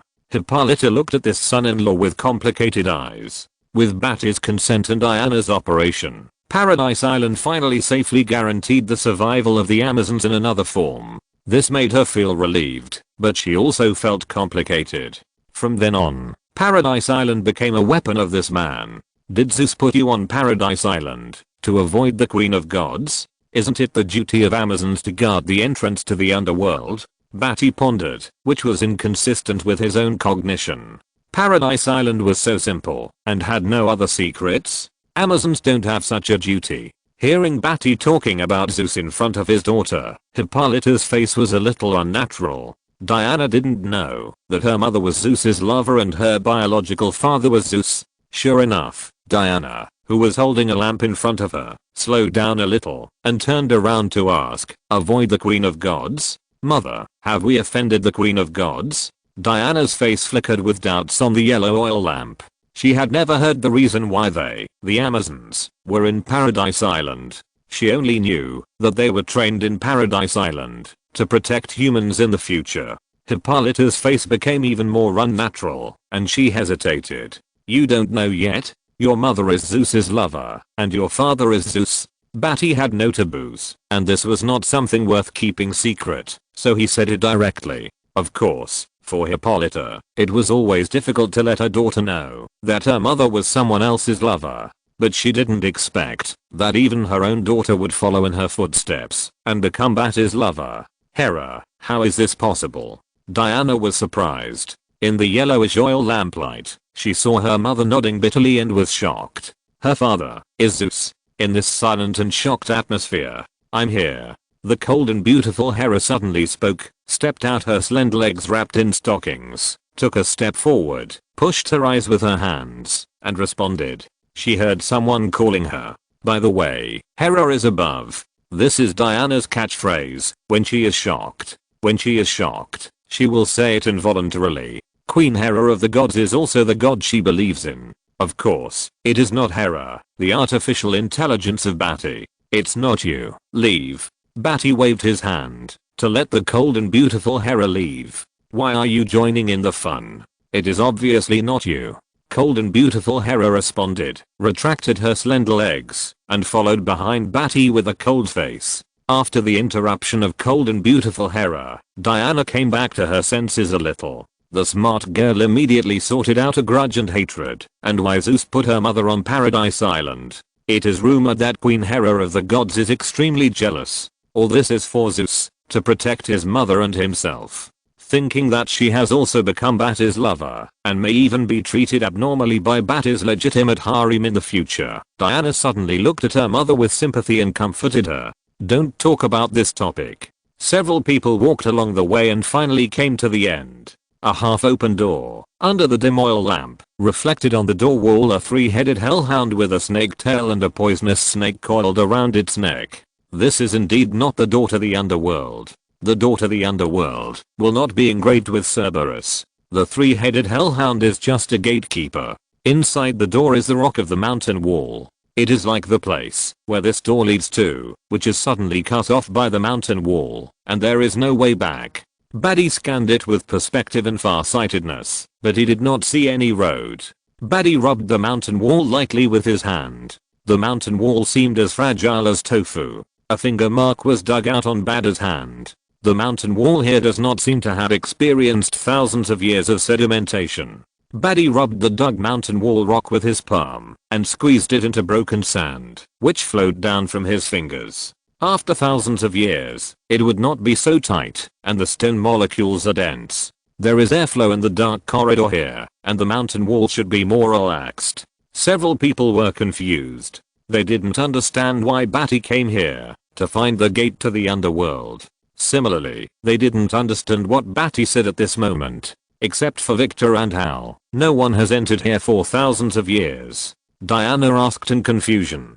Badi didn't explain, but just glanced at Hippolyta. There were some guesses in his mind. It was probably because of the situation caused by the flashpoint, which caused Paradise Island to change drastically. Hippolyta's long memory of thousands of years was very different. At the same time, it also caused Paradise Island and the Olympus gods to lose contact. All this was caused by the flashpoint. Let's go up to the spire. I want to see you reopen the contact magic circle and contact the Olympus gods. Everyone went up to the ground. This time, Hippolyta led the way to the magic spire on Paradise Island that specifically communicated with the Olympus gods, opened the magic circle, and tried to contact the Olympus gods. However, the magic circle in front of them shone with a faint blue light, and finally dimmed and disappeared, without any communication feedback. The communication was cut off on the way. It was a unilateral cutoff from Olympus. The connection was cut off, and the communication could not be connected.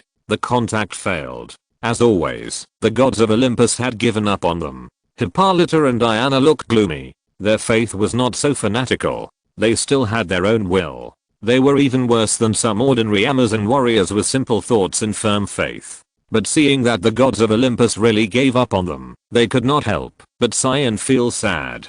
Badi narrowed his eyes. He looked through the magic spire and looked at the night sky, speculating slightly in his heart. This was another time and space cutoff caused by the flashpoint, which made Paradise Island unable to connect to the gods of Olympus in that time and space. After a lot of data confirmation and reasoning and speculation, Badi was sure this world was the flashpoint, and it was gradually being covered by himself, becoming a reality and becoming a real world. The Flash could not stop it. Okay, let's do it. Badi nodded, left the magic spire, and returned to the palace bedroom to rest. The entire Paradise Island was already Badi's, and the entire world was completely conquered within 2 days. No place in the world could stop him. Badi originally thought that he would fight against the gods of Olympus on his last trip, but he didn't expect that the flashpoint cut off time and space, and the gods did not appear. This is good. Finally, conquered the earth. That night, Diana slept with him. The next day, Diana broke her waist. Chapter 286. The whole world, come and play virtual games. The sun is shining, the sky is blue, and white clouds are floating. In the sky, there is a sky city. floating on the top of the white clouds. In the hazy mist, you can see the huge, magical building. The spires are piercing out of the clouds. The building is majestic and magnificent, overlooking the world. The ground is full of green forests, and tall trees are rising up, connecting to the sky, constructing a magnificent and epic scene. From the outside to the inside of the forest, there are all kinds of magical creatures. Elegant and beautiful, artistic elves who are good at using magic and bows and arrows are leaping in the jungle, and there are also forest fairies as big as fingers flying. The magic wolf that spits out ice wind blades, the earth bear that controls the earth, the ferocious and cruel giant tiger, and the lion king, leads the lion group, to gallop on the grassland.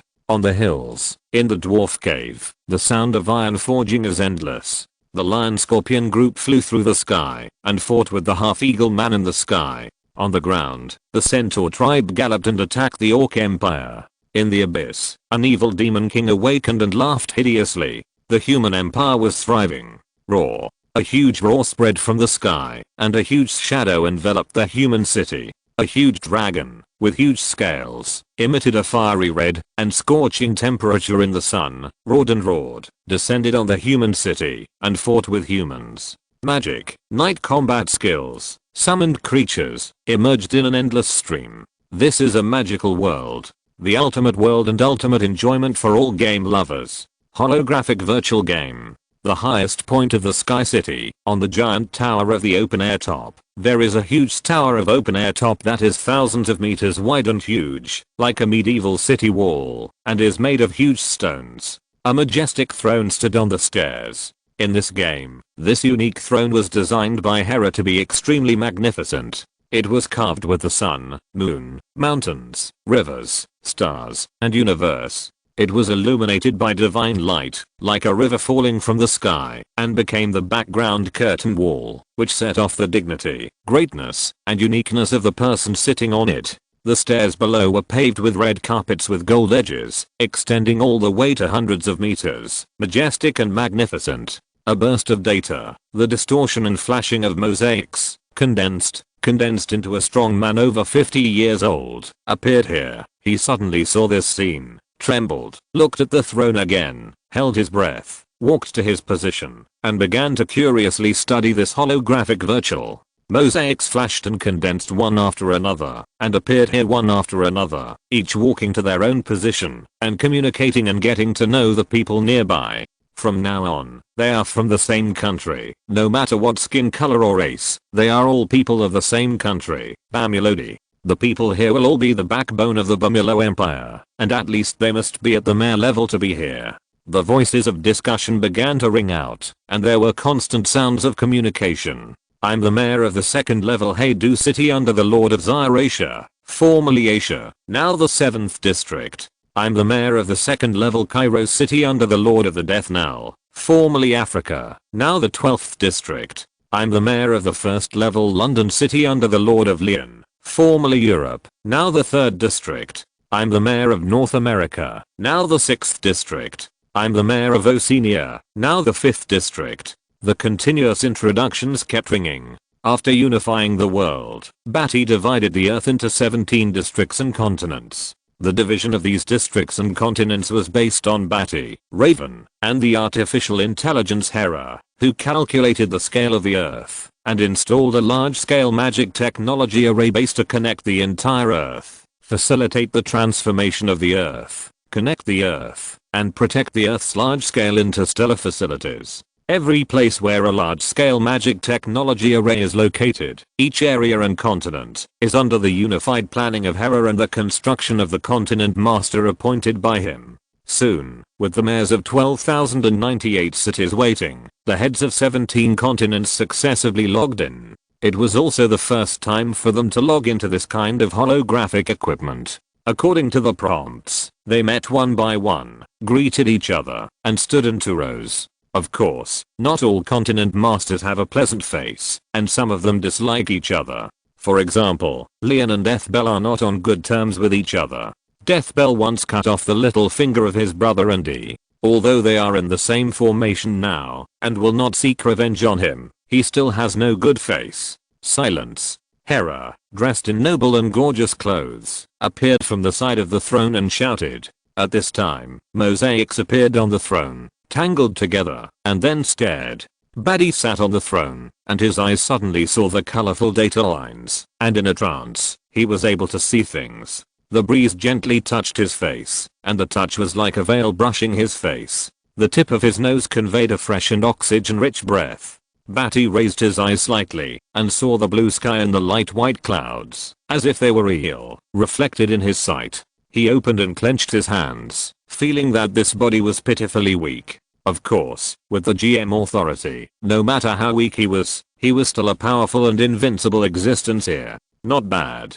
Badi nodded secretly. This virtual magic world was enough to quell the turmoil that had just begun in the world. Your Majesty. Badi came back to his senses from the surrounding scenery and saw that nearly 10,000 people had already knelt in front of him. And he, sitting on the magnificent throne, accepted the worship. He was slightly stunned. Then he returned to normal. He didn't refuse this. He just wanted to take a look at the virtual authority game created by Hera and handle some official business in it. If nothing unexpected happened, the interstellar era would begin, and in the future virtual networks would be needed to control the situation around the world between the stars. However, no one expected Hera to build a throne in a grand manner, and even invited mayors of cities around the world to come here to pay homage to him. In this way, he really looked like an emperor. Badi quickly accepted his situation, leaning his back against the throne with ease, already showing the majesty of an emperor, and said calmly, "Get up.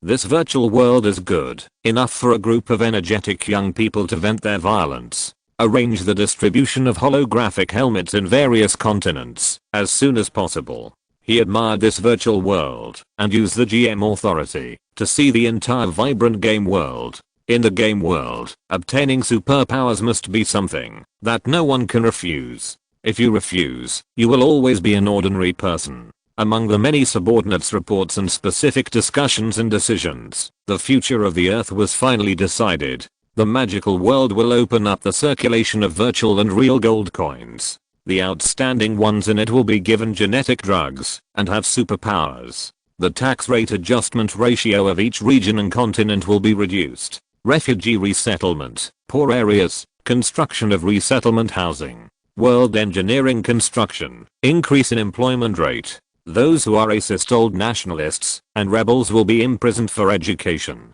A series of national policies began to set off a Bamillo Empire-style transformation in the whole world. After unifying the Earth, the various countries no longer exist, and what they can do, the huge energy that bursts out, is simply a terrifying existence, making the entire Earth active again, and reaching a new milestone.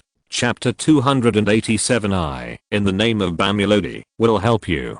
Seoul, Tokyo, London, New York, Washington, Bangkok, New Delhi, Jerusalem, Astana, Rome, Paris, Sofia, Athens, etc. All the capitals of the original countries, more or less, have resistance forces. There are ordinary people who are instigated and hold flags to protest without any sense, holding puppets made of imitation basil, throwing eggs, smashing bottles, setting them on fire, and burning them. Resist basil. Basil, get out of the United States. Get out of the Earth. The Earth does not need to be ruled. It is almost a surging indignation. By gathering together to cause trouble, some unwilling people are instigating and instructing ordinary people to cause trouble. Especially in Europe and the United States, where liberalism has penetrated the hearts of the people. They hardly think that this will be a big deal, and they have not even realized that the world has become basil. The police maintained order. There were people watching the constant photo viewing, and others were pulled into this resistance demonstration team. This is already a more civilized demonstration, and is considered to be non-dangerous. In various parts of the world, underground organizations deliberately instigated the people, deliberately threatened people with populism and nationalism, and caused ordinary people to riot. It was not uncommon. Some cities were still calm. However, it was like the suppressed calm before a turbulent torrent and a storm, making the whole city like the silence before a volcanic eruption, turbulent and explosive calm. This calm and suppressed atmosphere made the streets a bit depressed, with the wind blowing old newspapers and rolling the fallen leaves on the streets. The leaders, who were very active in resisting and instigating the people, kept wandering around, persuading, instigating, coercing, intimidating, using narrow nationalism and nationalism to threaten ordinary people, asking them to join their underground organizations and resist Bamulodi. They seemed to see that they also had the opportunity to be kings and the opportunity to stand above ordinary people.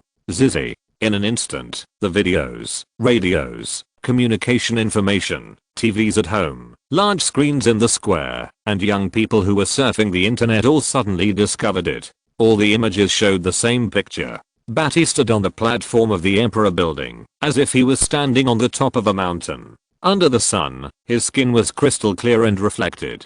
The light reflected from the glass curtain wall of the Emperor building behind him made his back look like a god.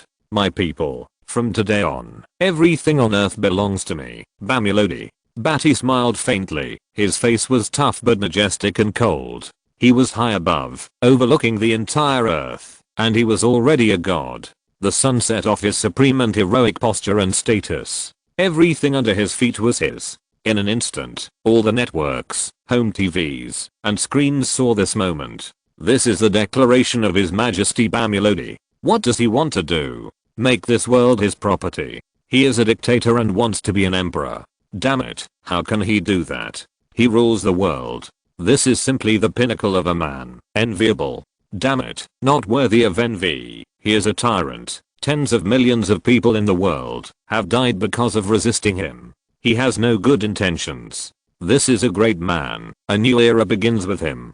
In an instant, everyone was in an uproar. Such a high-profile announcement that the world is his really shocked everyone. No matter what his personality is, whether he is good or bad, whether he brings the earth to the abyss, or brings light to the earth. At this moment, it is almost the existence that all human beings on the earth yearn for, surpassing the existence of the so-called historical emperor. In history, there has never been such an existence that can conquer the entire earth. And now there is only Bamulodi alone. It is simply a moment that makes people's skin tingle and their blood boils. They witnessed the emergence of the greatest great man, or the emergence of a cruel king. Here, I need to announce a few things.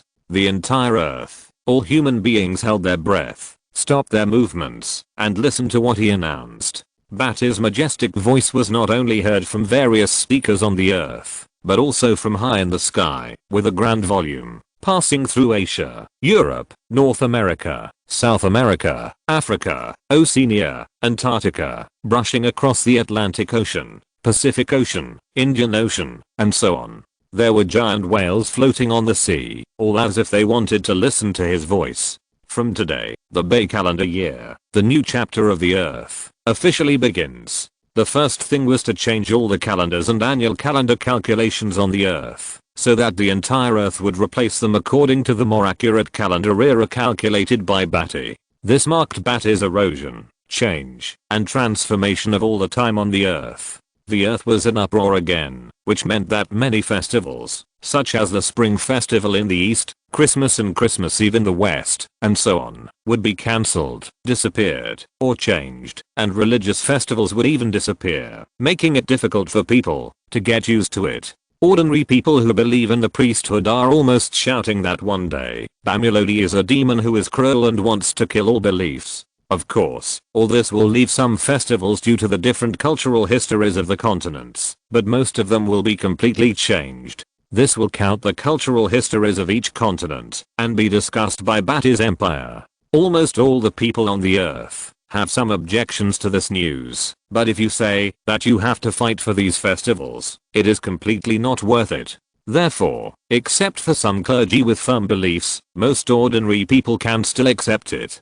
Dynasties have been replaced, and the years have been updated. This has been normal since ancient times. Next, the new era begins. Everyone, go and embrace the power. Badi suddenly opened his hands under the sun, as if the light of God was shining on him, reflecting his perfect outline, and outlining a crazy smile. Are you tired of being an ordinary person? Are you tired of being powerless as an ordinary person? Have you ever longed for a happy and safe life? Do you long for a world without war?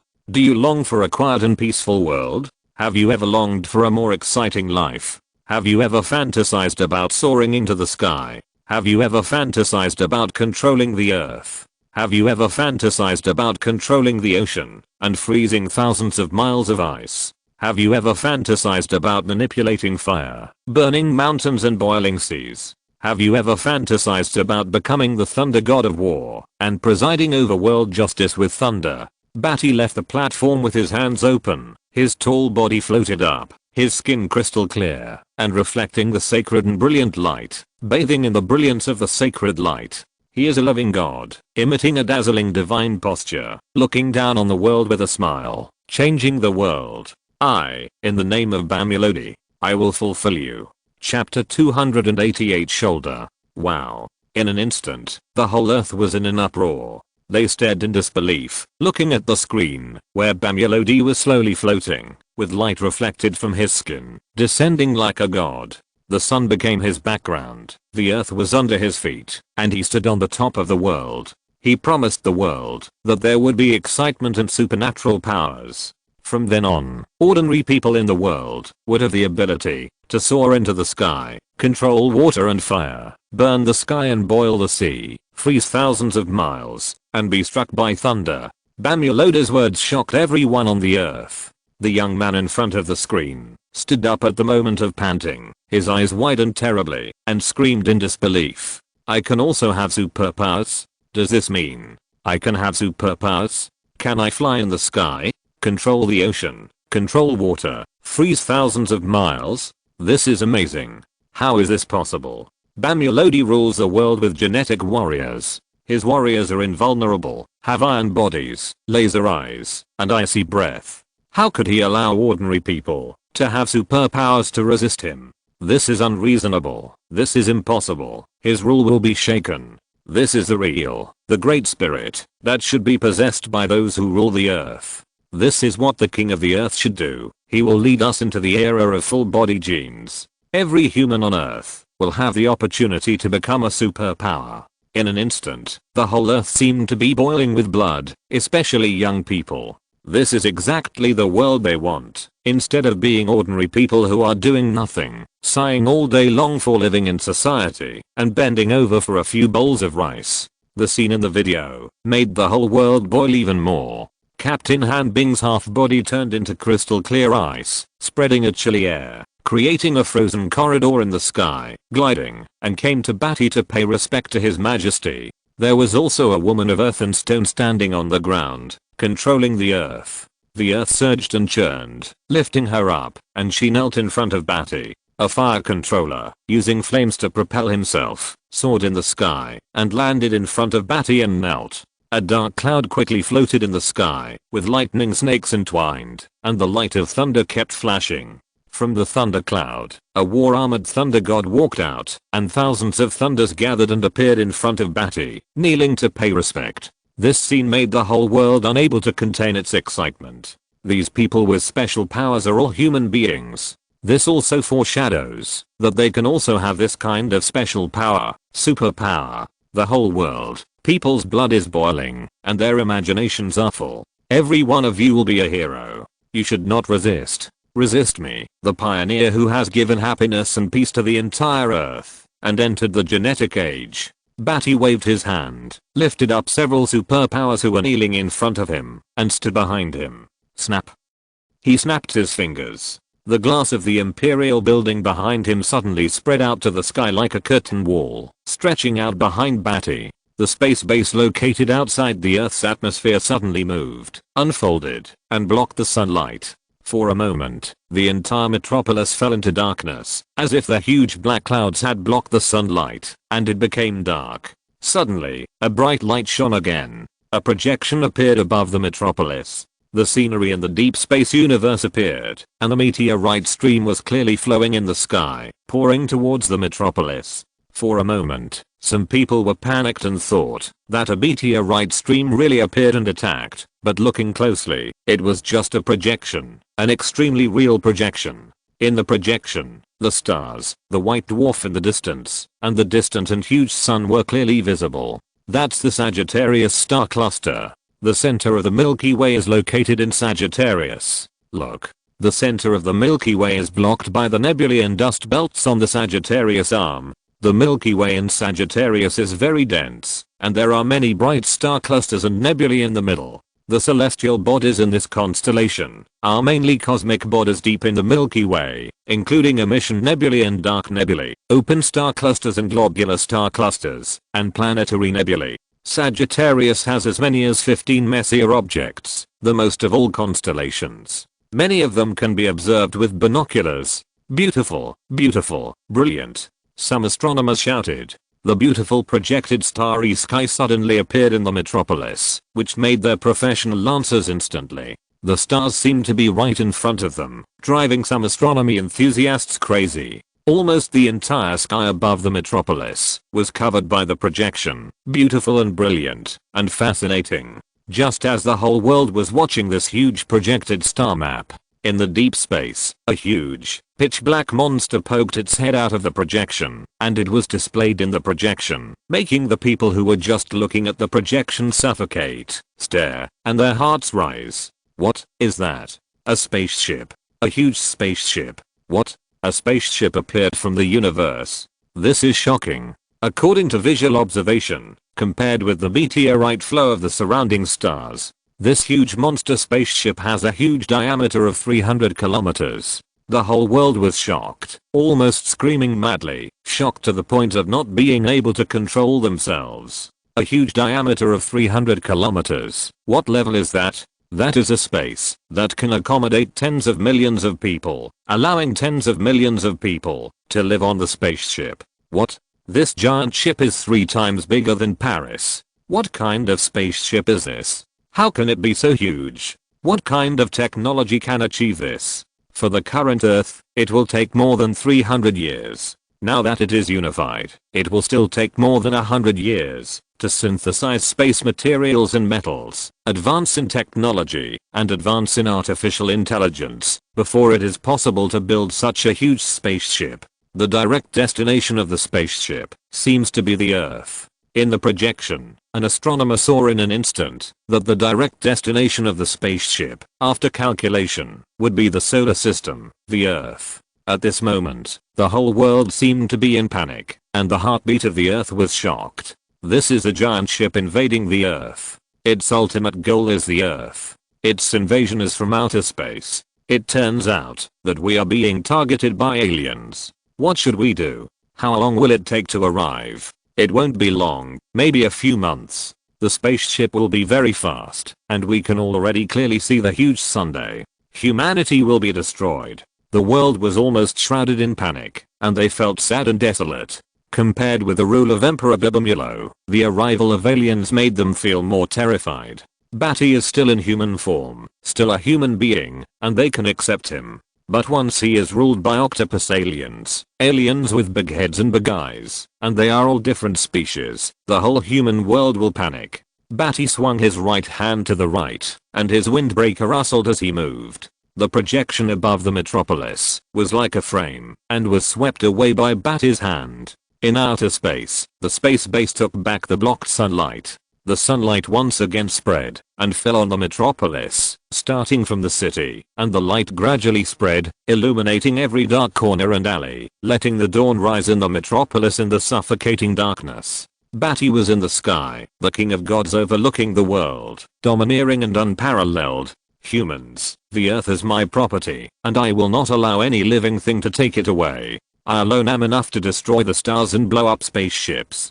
But, if you want to protect your children, want to protect your wife, want to protect your elderly parents, want to protect everything in the city, want to protect the dignity of mankind, want to protect the Earth. You want to be a hero who protects the Earth. You want to gallop through the stars. Then come on. I'll give you power. Accompany me to conquer the starry sky and universe. A grand voice began in the metropolis and spread throughout the Earth. The ripples of the sound were like the declaration of the Supreme God King, with the sound of the wind, ripples on the ocean, carrying the will of the entire Earth. Chapter 289 Batman, Luthor, and the Flash. Nevada, a most tightly guarded secret room. In a dark secret room, The dim oil lamp flickered the two figures, and the dull air sweltered every pore of the skin, making the skin feel hot and suffocating. Luther raised the corner of his mouth, with an unpredictable smile, looking at the tablet in his left hand. The screen showed Badi's announcement, and Badi's grand voice came out. What a great spirit, leading mankind into the era of genetic superpowers. In just a few days, all the turmoil was stuffed into the game, training combat skills, playing games, and gaining superpowers, protecting the Earth, and diverting conflicts to the outside world.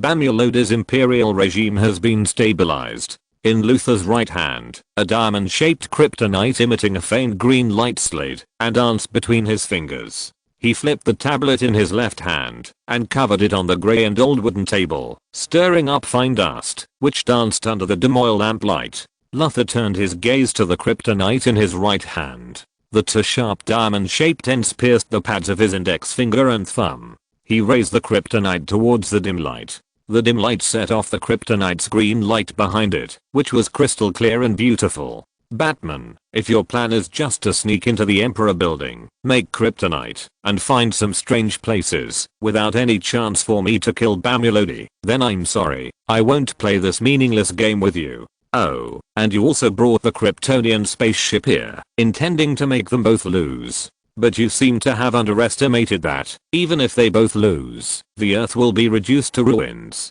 What's more, Bamulodi claimed that he could fight the Kryptonian spaceship alone. Luther put the kryptonite in his suit pocket, and turned his gaze to Batman beside him, his eyes cold and fierce. Batman at this moment is also the real Batman. Through consciousness transmission, he once again transmitted the consciousness from Mike to his own body. He was dressed in a dark bat costume. Under the dim light, he was like a bat gradually walking out of the darkness in the afterglow of the sunset. He said in a deep voice, "You betrayed our alliance, Luther, you let them die." The low, sandy, and magnetic voice, which contained deep anger, was transmitted in this basement. What Batman said was that more than 300 superpowers from the original National Alliance on Earth were caught and destroyed in the Imperial building. Luther's eyes were cold, and his bald head outlined an indifferent look under the dim light. I don't remember joining any alliance. In fact, at that time, Luther could not do anything. He knew that these might be the last living forces on Earth, but he could not act. In the Imperial building, especially the entire alliance did not tell him at all that at that moment, he invaded the Imperial building, and was completely abandoned. He did not receive even a little news. Even at the end, when Deathstroke, who was warned by Bamulodi that he could not meet, appeared in front of him, he had a moment of doubt whether he was discovered by Bamulodi. Otherwise, Deathstroke's appearance was too coincidental, which made him a little frightened. Batman had a gloomy face. Under the dim light, he and Luther stared at each other, neither giving in, cold and deep.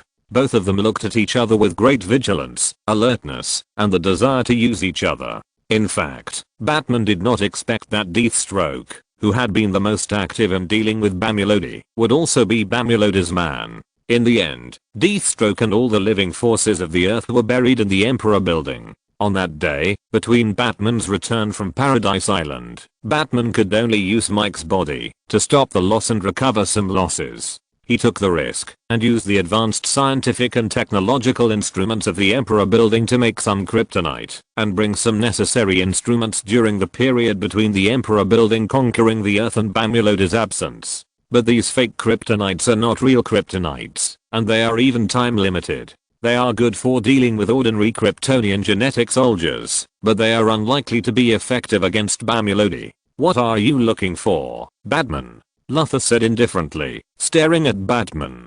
During the time he was observing Batman using Mike's body, Batman had searched for a lot of information, many of which were particularly marked as important by Bamulodi. Obviously, Batman, like Bamulodi, knew something, and he was looking for it, as if he had foreseen it.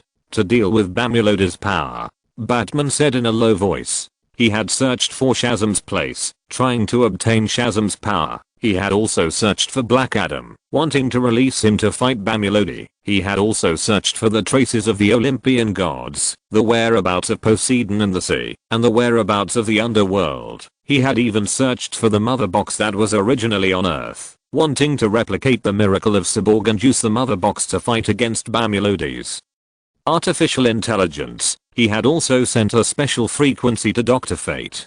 But all this is in vain. This world is not normal. None of the above happened. What happened to cause so many powerful beings to disappear? Batman can be sure that this world is extremely abnormal. It is not because Barry ran out of the flashpoint that caused the abnormality, but because this world was broken, making it difficult for all powerful beings to enter. This world is difficult for him to feel real, but gradually it feels real, a very contradictory feeling. Luthor squinted and stared at Batman. In the dim light of the oil lamp, Batman's dark tones looked like a dark oil painting, three-dimensional, real, dark and illusory, hiding unspeakable thoughts. You have one more chance. Luthor stared at Batman and said. Batman disappointed him a little. Just like this, he couldn't kill Bamulodi. Bamulodi is smarter than them. He wants to work with these superpowered people under him to steal kryptonite. What's the use? In fact, some of Batman's actions are combined with future memories. Luthor can hardly see any use and affected present. From the current point of view, Batman is far from what he expected. He did not cause trouble or kill Bamulodi, let alone kill Batisle. After Luthor finished speaking, he turned around and left the basement. Batman stared at his back. Under the dim light, the bald head and white suit disappeared into the darkness. For a long time, in the dark corner of the basement, a red figure was vaguely vibrated. Accompanied by yellow electric arcs, the Flash vibrated out from the wall and walked to Batman's side. Bruce, the cosmic treadmill has been manufactured, but I can't run through. Bamulodi is like a needle, nailed to this world. I can't run back to the Speed Force wall. The Flash's face was bitter, and he said sadly, I'm sorry, everything is. If it wasn't for him, who ran back to save his mother, how could it lead to this? Barry was sad and bitter. He caused the destruction of the Justice League. Hal disappeared in space. Diana was captured. Paradise Island became a weapon of Bamulodi. Cyborg was presented to Bamulodi by the Amazons and was executed, and Aquaman was nailed to the beach. Clark, the son of hope for mankind, did not grow up. He was brutally killed by Bamulodi when he was a baby. Shazam disappeared. Dr. Fate did not exist, and the gods of Olympus did not appear. Bamulodi ruled the world. The seemingly peaceful and harmonious world was just the starting point for Bamulodi to conquer the universe. He kidnapped the entire Earth and let humans fight for him. It's not your fault, Barry. Batman's voice was low, sonorous and resolute. Even if you run back, it will not cause the disappearance of many previous characters and heroes in the world.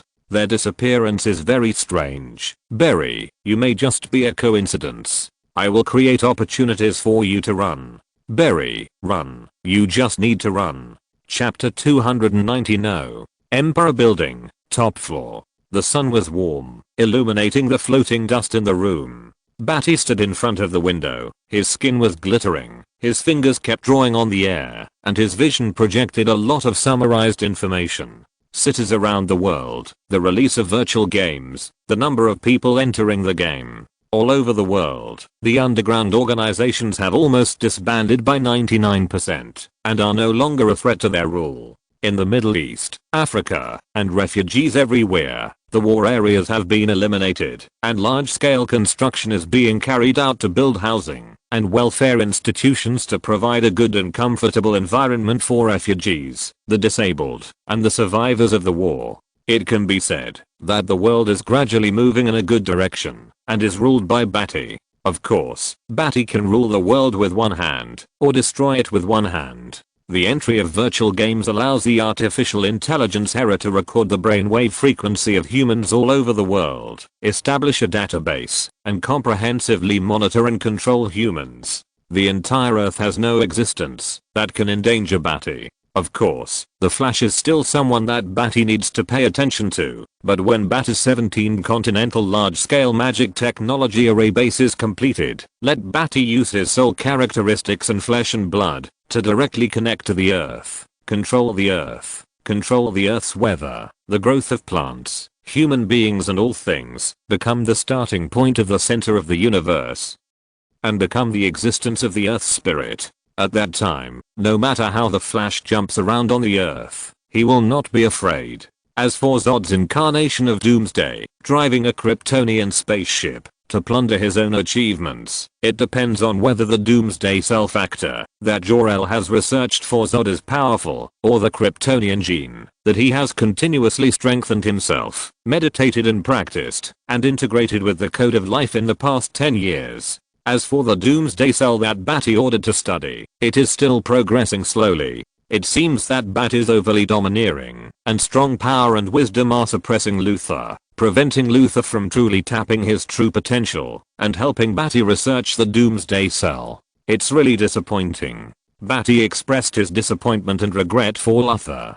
This Luthor was not as godly as described in the comics and movies. Badi thought that he had given Luthor a powerful data database, powerful brain computing power, and enough freedom to let him betray himself, or make more contributions. However, Luthor really disappointed Badi. I don't know which step made Luthor become dull, and didn't really research the Doomsday cell that could help him. Maybe it was because Luthor was too safe under his command. There was no sense of fatality, no threat, and no passionate and fiery emotions like in the comics when he treated Superman. When there was no such thing as driving him and burning the fire of his life, perhaps he would naturally become dull and lazy. Hera, turn on the proton artificial intelligence in Luthor's body. Start to retrieve the memory from when he entered the Doomsday laboratory. Okay, Master. Badi said. Each of the subordinates that Badi values has a set of visible eye membrane projection communication network, plus a hidden macrocell-like proton artificial intelligence made by imitating cells, which is stored in their bodies and records all their words and deeds. At any time, Badi can call up what he sees, speaks, hears, and feels in his sight. Badi has achieved the ultimate control over his subordinates. This extremes that even his subordinates don't know that they will not have a trace of freedom. As long as Badi wants to have a little doubt about them, they can only be passively seen by Badi, except for their minds. Everything else will be extracted without reservation. The pictures they have experienced will be extracted. Soon, Hera summarized the pictures and projected them in front of Badi. Badi raised his eyebrows. This proton artificial intelligence lurking in each subordinate is hidden and only records. Badi rarely extracts their experiences to check. But this check actually found some magical things. Secretly, Mike, who was sent out by himself, was actually taken over by Batman and became Mike. He walked freely in the Imperial building and colluded with Luthor to deal with him. Batman was not shocked. He just thought carefully that he had focused on the Flash and wanted the Flash to save Jenny, so Batman took advantage of the gap. He did not pay much attention to Mike's behavior at the beginning. This was his mistake. It was also related to his underestimation of Batman. All along, no matter in which aspect, financial resources, strength, intelligence, Batman has always been crushed, causing Batman to not take Batman to heart at all, and thus handed it over to his subordinates. This was also his own negligence. No one can be perfectly alert to everything. Batman tried his best to do his best, and made the greatest preparations. At least, now he knows that Luthor and Batman have had contact. After checking Luthor's records, Batman then called Hera to mobilize Mike's records. From the images recorded by Mike before his death, even Batman did not expect that Mike had a proton artificial intelligence recording all of Mike's actions, hearing, vision, and touch. This is all my fault. I saved my mother. Barry, this is not your fault. This world is very wrong. We may just be the wrong existence. We created the cosmic treadmill and need to correct everything. This world needs to be covered. Restore everything. Until Mike closed his eyes, the red figure of the Flash remained in the dim image in front of him. Badi had watched everything Batman and the Flash wanted to do. However, Batman was extremely smart and did not make the cosmic treadmill himself. Instead, he stole high-strength composite materials from the Imperial building and gave them to the Flash to make secretly. Even though Badi now knew that the Flash made the cosmic treadmill, he didn't know where he would make it. Badi pondered and became alert. This Flash has been replaced by the consciousness of the future Flash, so he thinks he is wrong and that running out of the Flashpoint is a mistake. And Batman's words are obviously not aimed at his rule over the entire world. It was aimed at this world. When he used Mike's identity, he retreated just like himself and searched for many powerful heroes, including the gods of Olympus, Black Adam, Shazam, Dr. Fate, etc., all of which disappeared from this world. Obviously, Batman did not think that this flashpoint was caused by the Flash. Maybe the Flash just came here by mistake. Why did Batman think so? Badi entered this world from the outside world, jumped out of this world, and knew more. While pondering, Badi could not help but look at the starry universe with stern eyes. Perhaps it is in every corner. If you're listening to this novel on a channel other than Fanfic World, it means they downloaded and uploaded it without effort. We cordially invite you to visit our channel, Mundo Fanfic Novelos. There you'll find the original version of this story and you can explore many other novels of various genres. We're waiting for you to immerse yourself in a world of incredible novels. Chapter 291 Purple Lantern. Emperor Building, top floor. Badi stood in front of the window, dressed in white, elegant and dignified, domineering and majestic. His skin was crystal clear, and a faint glow spread out. He nodded and pondered in the sun, reflecting a scene of being out of the world. His right hand supported his left hand, and his thumb rubbed the palm of his hand, thinking deeply. The room was quiet, with only the dust reflected by the sunlight floating slowly in the room. The warm and comfortable atmosphere brought a faint fresh oxygen-rich breath. Badi suddenly woke up, came back to his senses from his meditation, put down the rubbing of his palm, stopped thinking, walked out of the long light, and came to the head of the bed. He sat down lightly at the head of the bed, and his majestic and domineering face suddenly turned into gentleness. His fingers gently covered Jenna's forehead. The soft hair was like satin and shiny. Badi's thumb gently pressed on her brow and gently smoothed her brow. Badi has always believed that Jenna's cold and sexy queen style, frowning, would destroy her beauty. Badi still likes Jenna's smile in front of him, her boldness and enthusiasm towards him, and she can say anything to him. However, since she fell in love with him, Jenny has lived in extreme pain. I still remember that the big hand that smoothed your frown was the ruthless one who shot you and strangled the love and hope in your heart. Badi's tough face is gentle, and his eyes stare at Jenna's cold face, lost in thought. Scenes of memories flashed in his mind. In the underground laboratory, Jenny smiled like a flower, nestled in his chest, with a passionate figure, so affectionate that it was suffocating. Escape from the military base. The evening dress was as hot as fire. The swaying figure was miserable, helpless, desperately lying on the cold ground crying blood. In the dark night of death, she was in pain amidst the flickering flames and smoke. Her ugly monster-like figure was trembling with fear, like a child's childish heart, afraid of being hated by Badi. She felt so sad and complicated that she hugged herself in pain and exploded to death. In the end, Badi threatened the Flash with millions of people and forced him to travel through time and space to save Jenny from death. I have come to the earth, waiting for you to wake up, give you the highest honor in my love. Badi closed his eyes, with a moist and sour look in his eyes. Jenny's uneasy brows seemed to feel Badi's familiar breath, lingering in her heart. Her brows were calm, and her slightly uneasy face due to the nightmare also calmed down. The breath slowly calmed down. It was like being immersed in the most comfortable and safe chest quilt. Jenna's eyelids slowly opened, and her eyebrows trembled slightly, as if she was reborn again. From the vast and boundless darkness, a crack of light first appeared, making her eyelids tremble and shrink, and a familiar figure appeared in front of her. Badi. Jenny was startled. Her face suddenly turned into fear, and she threw herself on Badi's chest, which was like a chest made of steel, exuding a soft and familiar breath. Her cold and beautiful face was terrified. General Vic wants to deal with you. I won't let General Vic hurt you. I'm here, Badi, don't be afraid. Jenny was so nervous that her skin was covered with dense sweat. Her face was terrified, and she fell on Badi's chest, then turned her head left and right, and was frightened. She hugged Badi's waist tightly, and turned her head left and right to observe the surrounding environment. Like a squirrel guarding a fruit tightly, Badi laughed dumbly. He held Jenny with his hands, and wiped away the dense sweat.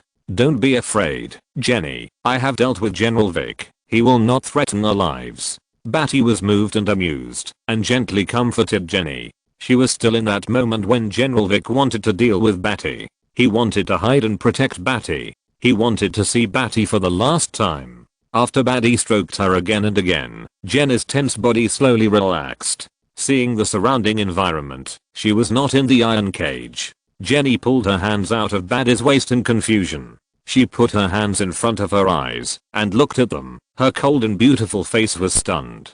These white slender fingers were not the bloated hands with bone spurs, and she was not in pain.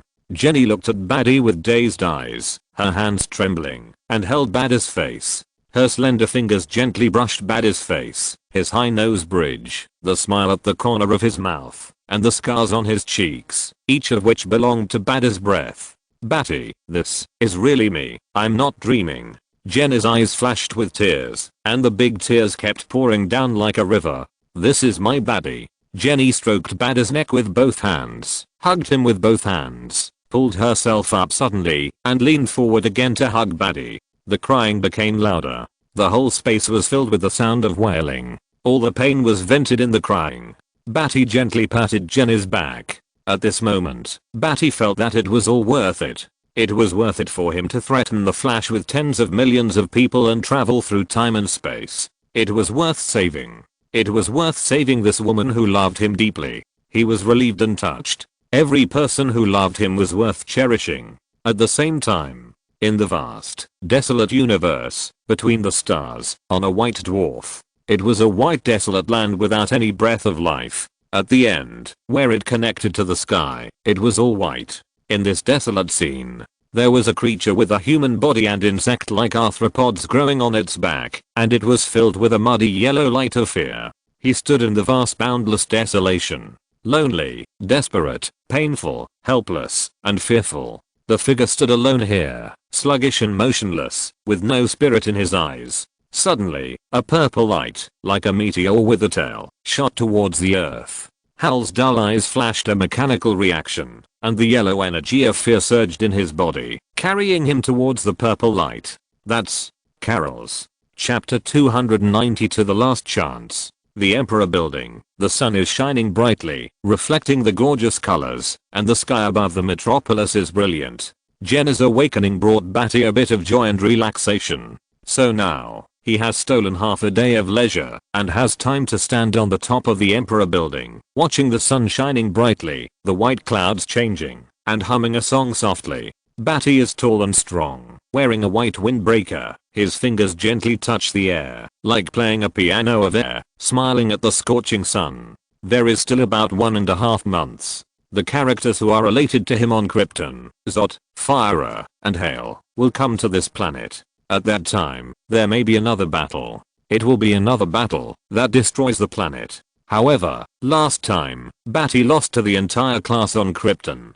The entire upper class of Krypton was against him, making it impossible for him to save the civilians who loved him. And now, Badi hums a tune softly, looking forward to their arrival. End all entanglements with Krypton.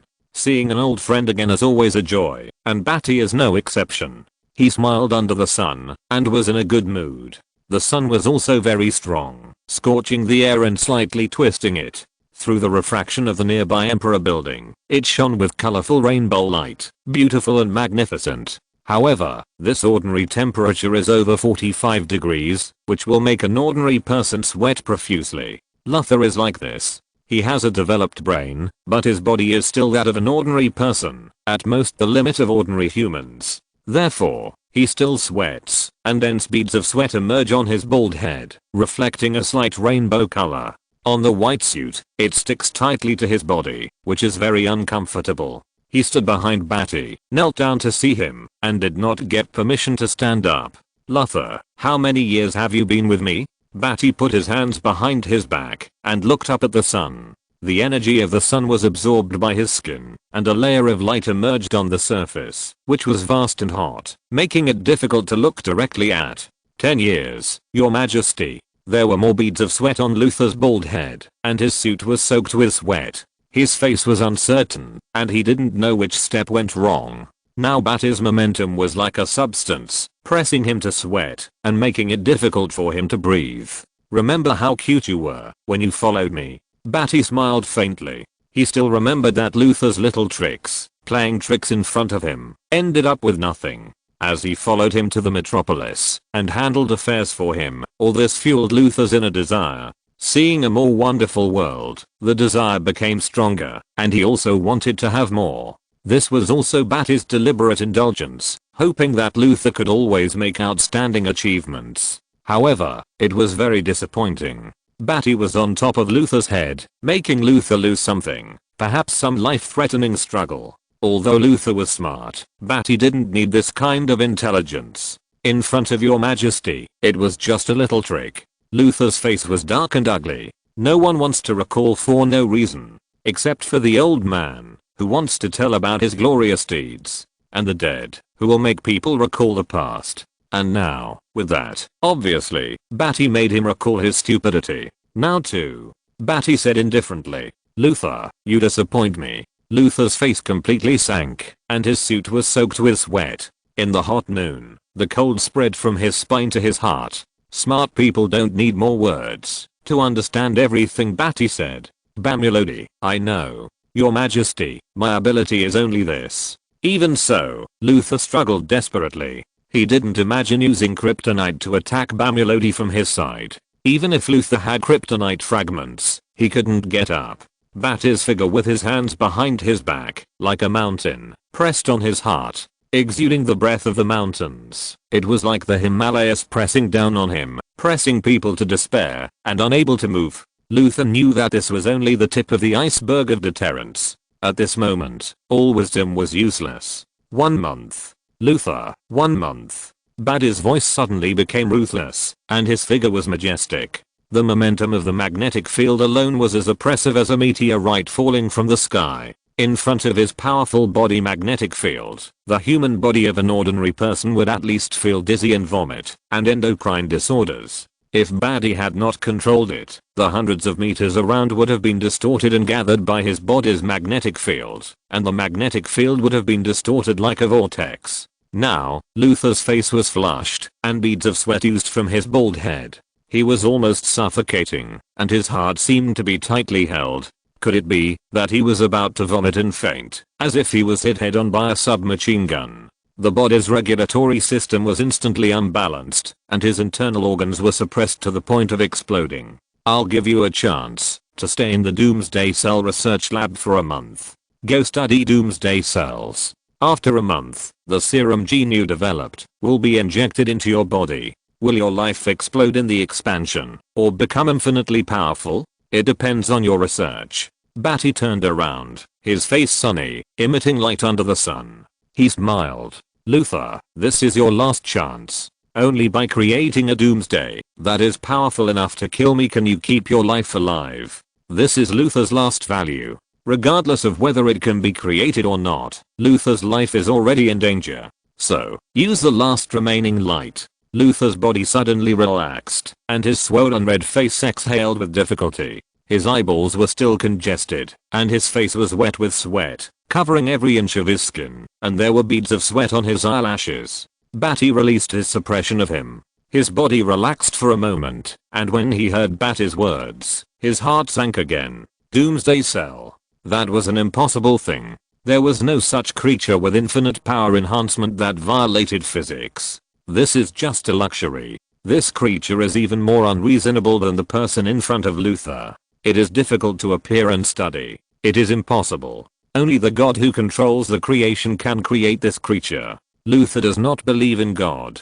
At this moment, he can't help but feel heavy in his heart. Yes, Your Majesty. Luther was silent and lowered his bald head. There was a desperate light of wisdom in his eyes. This will be his last chance of survival. He desperately studied Doomsday. Chapter 293 Continental Magic Technology Array Base. The 7th continent. Formerly in the Russian territory, Lake Baikal, meaning Rich Lake, is 636 kilometers long, 48 kilometers wide on average, and covers an area of 31,500 square kilometers. It is formed by the collapse of the stratum. The lake's surface is 455 meters above sea level and the average water depth is 730 meters. It is the largest freshwater lake in Eurasia and the deepest lake in the world. At this moment, in the center of the lake, the Kuznetsov aircraft carrier was built at the Nikolaev shipyard in the Soviet Union on April 1, 1982, launched on December 4,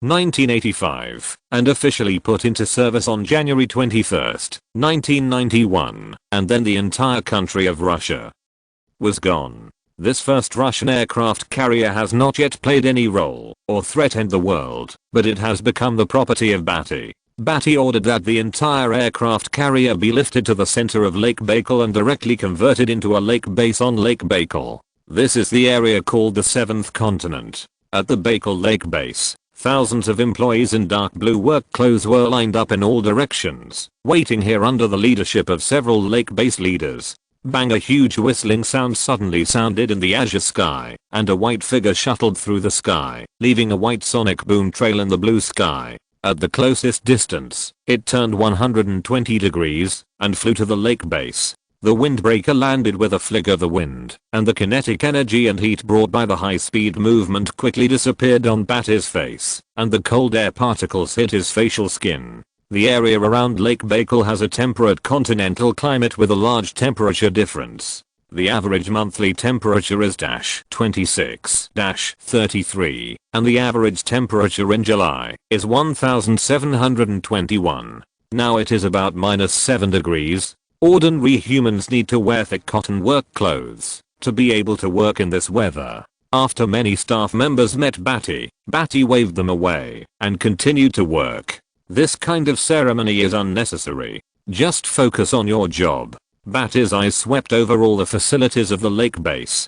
This base, which was converted from the Kuznetsov aircraft carrier, no longer had the shadow of the former aircraft carrier. It only provided assistance to the large-scale magic technology array base underground.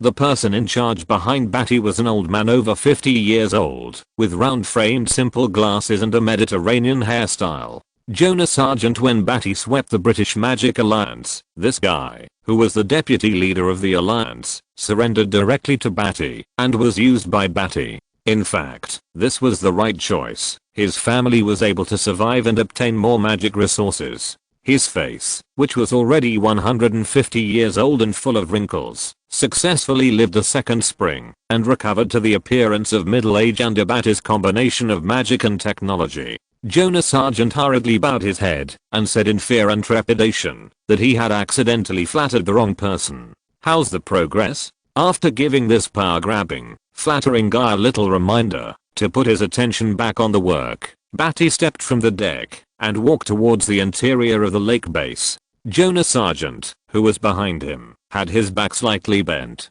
When he heard Badi's question, he followed behind Badi and answered.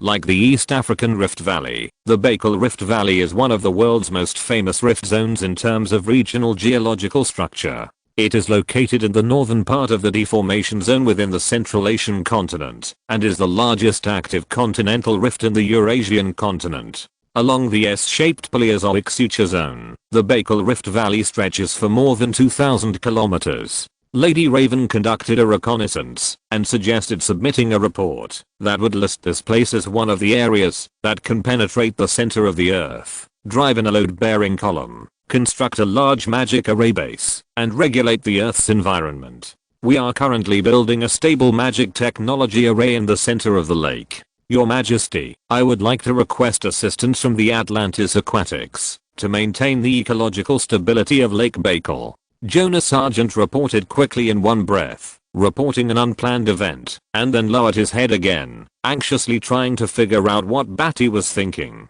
Badi nodded. Lake Baikal is a recessed valley, a large rift that goes 15 to 20 kilometers underground. Driving a load-bearing column into this rift is already the best environment nearby. On Krypton, the technology for controlling planets is already a very mature system. Before coming to Krypton, the Kryptonians moved to several planets, consuming all the resources on the planets one by one, and the core of the Earth dried up and could not be stabilized, so they moved to new planets again. Krypton is the most ideal and stable planet for Kryptonians to live on. It has a history of more than tens of thousands of years. In the constant changes and development, it has become the home planet of the Kryptonians. Even the Kryptonians have forgotten that they are migrating here for transformation. until they have been interfering too much with the core of the Earth. The environment of Krypton has gradually become worse. Hidden in the quiet under the storm, in the peaceful Krypton, the internal core energy fissioned and exploded in an instant, and exploded from the core of the Earth without any warning, destroying the entire Kryptonian civilization. In fact, since thousands of years ago, the area outside the city has been full of blizzards, and the continuous eruption of volcanoes, the gradual extinction and withering of animals and plants, all of which have reminded the Kryptonians that Krypton will not live long. The people who have been living on Krypton have forgotten the hardships of their ancestors' migration, and think that this is just a slow and natural ecological change. As long as they do a good job of surface maintenance, it will be enough. In fact, they did a good job of surface maintenance, planting trees on a large scale, and regulating the sky. For a while, it seemed that nothing had happened. The vegetation was green, the extinct creatures were revived again through gene regulation, and the desertified areas were transformed into fertile land, awakening the light of life on Krypton, which once again made the upper echelons of Krypton feel relieved. This was fatal. The center of the Earth had long been overwhelmed, and in the end, the results of Jor-El's investigation were not accepted. This was the beginning of all the events, the grievances and hatreds between Badi and the people on Krypton. Everything started with the ignorant upper echelons of Krypton who were greedy for comfort and enjoyment. Badi came back to his senses from his memories and pondered, "I will send the Atlantean water tribe to maintain the spiritual balance of the lakeside, and will not cause any damage here. This planet is his own, and Badi will not allow any waste or environmental destruction." Even after controlling the center of the Earth, Badi would cherish and protect the Earth. "You are very good, don't cause any impact on the environment," Badi praised. This is his own Earth. Badi is happy that others also love the Earth, love the ecology of the Earth, love the environment of the Earth, and cherish the Earth like a treasure. Under the joyful gaze of Jonah Sargent, Badi stepped into the transparent glass pipe structure in the elevator that led directly to the lower level of the center of the Earth. Chapter 294 I want them all. Lake Baikal, the deep lake underwater glass elevator, is 1,700 meters long and goes straight into the bottom of the lake. Looking at the world and the water from the deep lake, there is another unique view. Lake Baikal is known as a rare ocean museum. There are about 1,800 species of marine life in the lake, of which 75% are unique in the world and cannot be found anywhere else, thus forming its unique biological population. A large number of mullets, salmon, fry, herring and sturgeon form a colorful world in the lake. Various mollusks, sponges and seals and other rare animals. Sometimes, you can also see seals. The world's only freshwater seal lives in Lake Baikal. At the bottom of the lake, through the transparent composite reinforced water pressure glass, you can clearly see the beautiful scenery of Lake Baikal. The sun shone sparsely from the lake, creating a thin layer of light. The azure bottom of the lake was slightly bright. Schools of fish swam in the distance, flashing the beauty of silver scales. Pink jellyfish floated leisurely and passed by the elevator. The completely transparent bellfish, the size of a palm, swam curiously outside the elevator glass.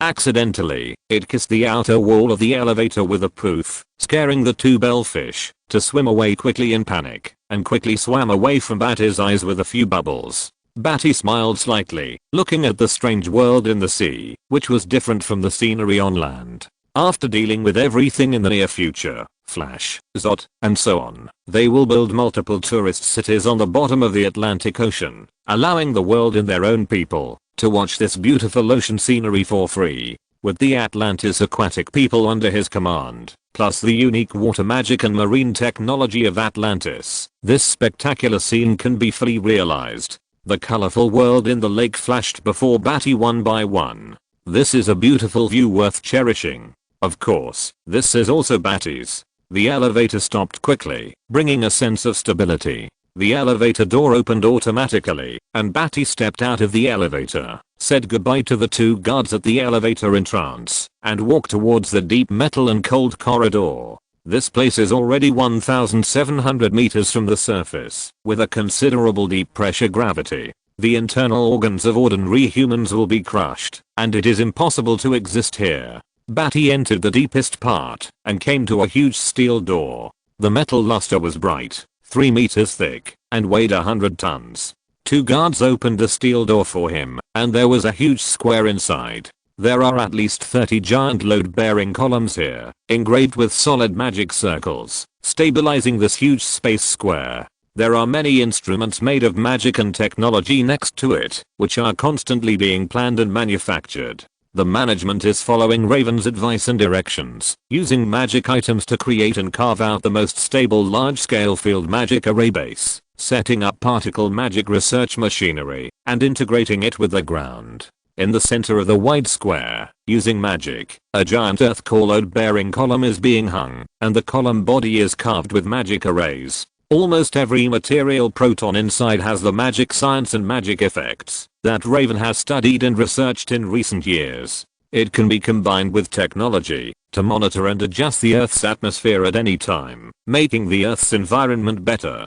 In addition, it allows Badi to control the Earth and the world, control volcanic eruptions, and continental plates. After everyone met Badi one after another, they went back to work at Badi's wave. Raven pulled himself out of his busy work, wearing a black cloak, a demon plump, and a close-fitting dark blue tights, tightly attached to the skin of his exquisite body, and came to Badi. Badi, the Earth's core load-bearing column has been transported here. The large magic array base will be fully ready in a few months. Are you completely sure? Raven's pale face with a mature and charming look, her black and white eyes lit up with joy, but then frowned, and her eyes turned into a bit of worry. This project was jointly researched by Badi and her. As Badi really achieved global domination, eliminated wars, and brought beautiful peace to mankind, she couldn't help but become more worried. This is not an easy task. Badi has to carry the entire Earth, and the Earth is tied to his body. It's okay. Badi smiled and stretched out his hand to rub Raven's hair. Raven's hair is very soft and extremely tough, like steel wire, but each strand emits a soft and shiny black luster, soft and smooth, and Badi's big hands feel very comfortable when touched. After stroking the hair to comfort him, Badi stepped forward and stepped into the huge magic technology array base in the square. Here there are magic technologies of Agarus for tens of thousands of years, as well as ancient spells plundered from the earth and provided by magicians, the divine array of the Olympian gods passed down in the Amazon, the magic of Atlantis, and all kinds of evil demonic secrets known by the Raven, and the magic array improved by Badi. The ground was dark and emitted a faint black light. Every dark rock particle on the ground was engraved with a circuit like a circuit board, combined into the huge square today. This project was huge and unbelievable. With Badi's high technology and many magical means, such a huge work was created. This is not a destruction by force, but a rebirth. Even the 3-palace projection at the beginning could not bear this kind of load. But Badi was sure that he could bear it. His soul was incomparably tenacious. Here, he was the only one. Time could not change it. It was enough for him to carry the earth by himself. Pong in the square, because His Majesty was here. The employees who had deliberately controlled the volume subconsciously stopped their hands silently at this moment. Suddenly, Badi took a step forward, as if he had stepped out of the abyss. His entire upper body expanded with wisps of dark energy, tearing his white windbreaker apart, like a ferocious beast tearing out of Badi's body. Quickly, between Badi's steps, he had expanded to 5 meters. He stood on the magic technology array base of the square, his huge body covered with a cloak, like a giant from the ancient Dark Kingdom, standing in the vastness and the distance, alone in the world. There were wisps of dark energy flying and rising at the edge of the cloak, reflecting him like a destructive beast. Badi tore off his cloak and threw it to Raven. His terrifying muscles were like the knotted roots of an old tree, as hard as fine steel. The arrangement of entanglement and full of power and impact on Badi's body made him look extremely frightening, fierce and strong. He stepped on the magic technology array base like a pair of elephant legs, and the violent and ferocious dark energy was wrapped around him. He looked like the devil of destruction who walked out of the abyss and stood here. Many of the staff around had never seen the form of Badi's magic body. They were almost stunned by Badi's powerful magic body, and were so shocked that they could not speak. For a moment, the magic technology array square was silent. Hey. Badi grinned. His face was as hard as a rock sculpture, and his grin showed deep, sharp, cold teeth, which made people feel cold. He has not changed this magic body for a long time, because usually, there is no enemy worth his attack. Now, his subordinates are enough to handle all his orders. Cuckoo. He twisted his wrist, his huge and hard head, and his neck was like the roots of a 1,000-year-old tree. Any movement was a manifestation of the beauty of muscle explosion and terrifying power.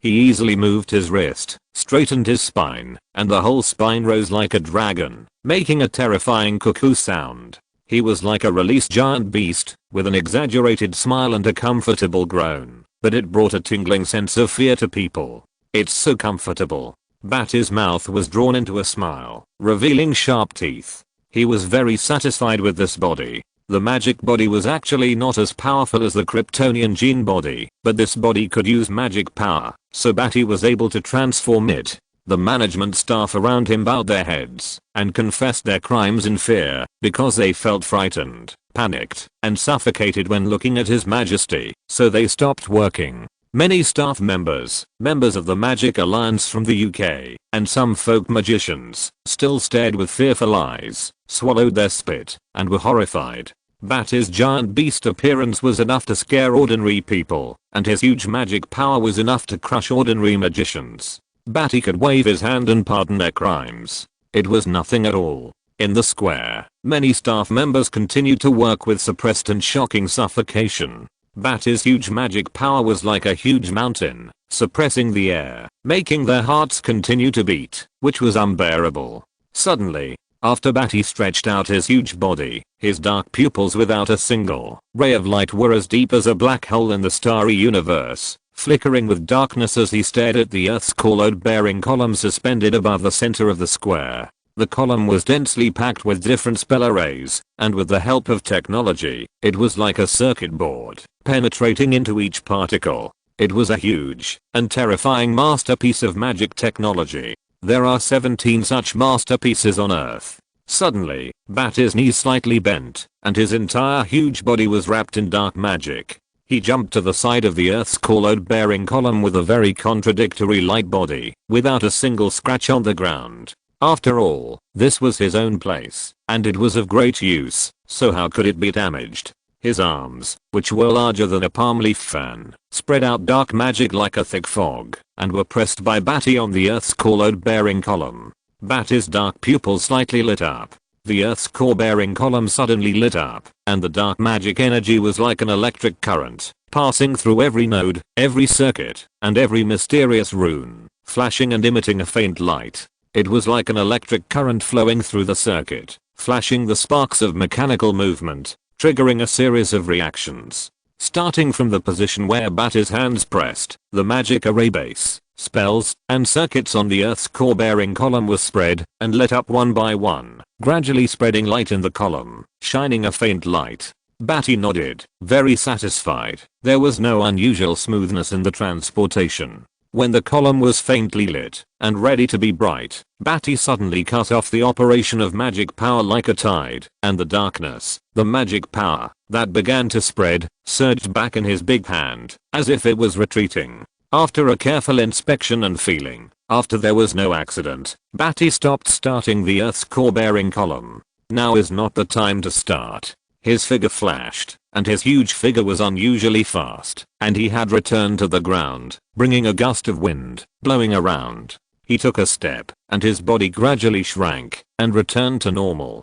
Clothes flashed on his body, and he calmly put on the white windbreaker handed by Raven. He was very satisfied that there were no accidents with this array base. If the project goes smoothly, it will only take a few months, and the entire Earth will not only belong to him, but also be a marble and a plaything in his hand. Leaving Raven behind, Badi left the magic array base in this continent, and flew to other continents for inspection. He conducted special inspections on the 17 continents one by one. Except for the 10th and 13th continents, which had some problems in operation. They were easily solved, and the others were not a problem for Badi. He was looking forward to the moment when the project was completed in a few months. The Earth, no matter what, will be in his hands. Chapter 295 Zod.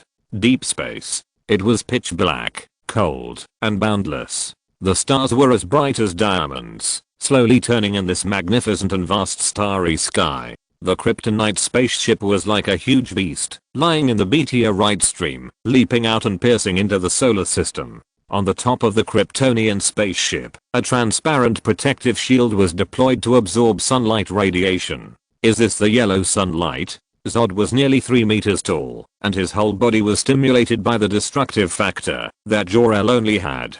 His whole body was thick, fierce, and exuded a tyrannical aura. The hard stratum corneum spread thickly on the surface of the body, forming a layer of pale irregular bone armor. There were dense white bones from the inside of the body, sticking out of the skin, like a tent, surging out. Most of his face had turned into a tyrannical, ugly face. His eyes were deeply sunken into the eye sockets, and there was a scarlet and tyrannical hideousness in his pupils, staring at the sun in a daze. Jor-El, Bamulodi, no wonder you chase the yellow sunlight so much. The sunlight passed through the glass protective cover and gathered on Zod's body little by little and was absorbed by him. At this moment, he knew why Jor-El and Bamulodi had to go to Earth. It was not only because the appearance of Earthlings was the same as that of Kryptonians, but also because, under the yellow sunlight, it turned out that Kryptonians were gods. They should rule everything. Bang.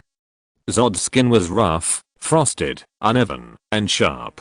His big hands were as heavy as a palm leaf fan. He clenched them fiercely, making a sonic boom and crushing the air. He felt the sunlight entering his body. His body absorbed the sunlight energy like crazy. The destructive factor surged in a crazy and violent way, agitating every cell in his body and completing his body's drastic transformation. Countless crazy and violent impulses deeply stimulated his mind, impacted his mind, and ignited his anger towards everything. The anger came from being used by Jor-El, his friend since childhood.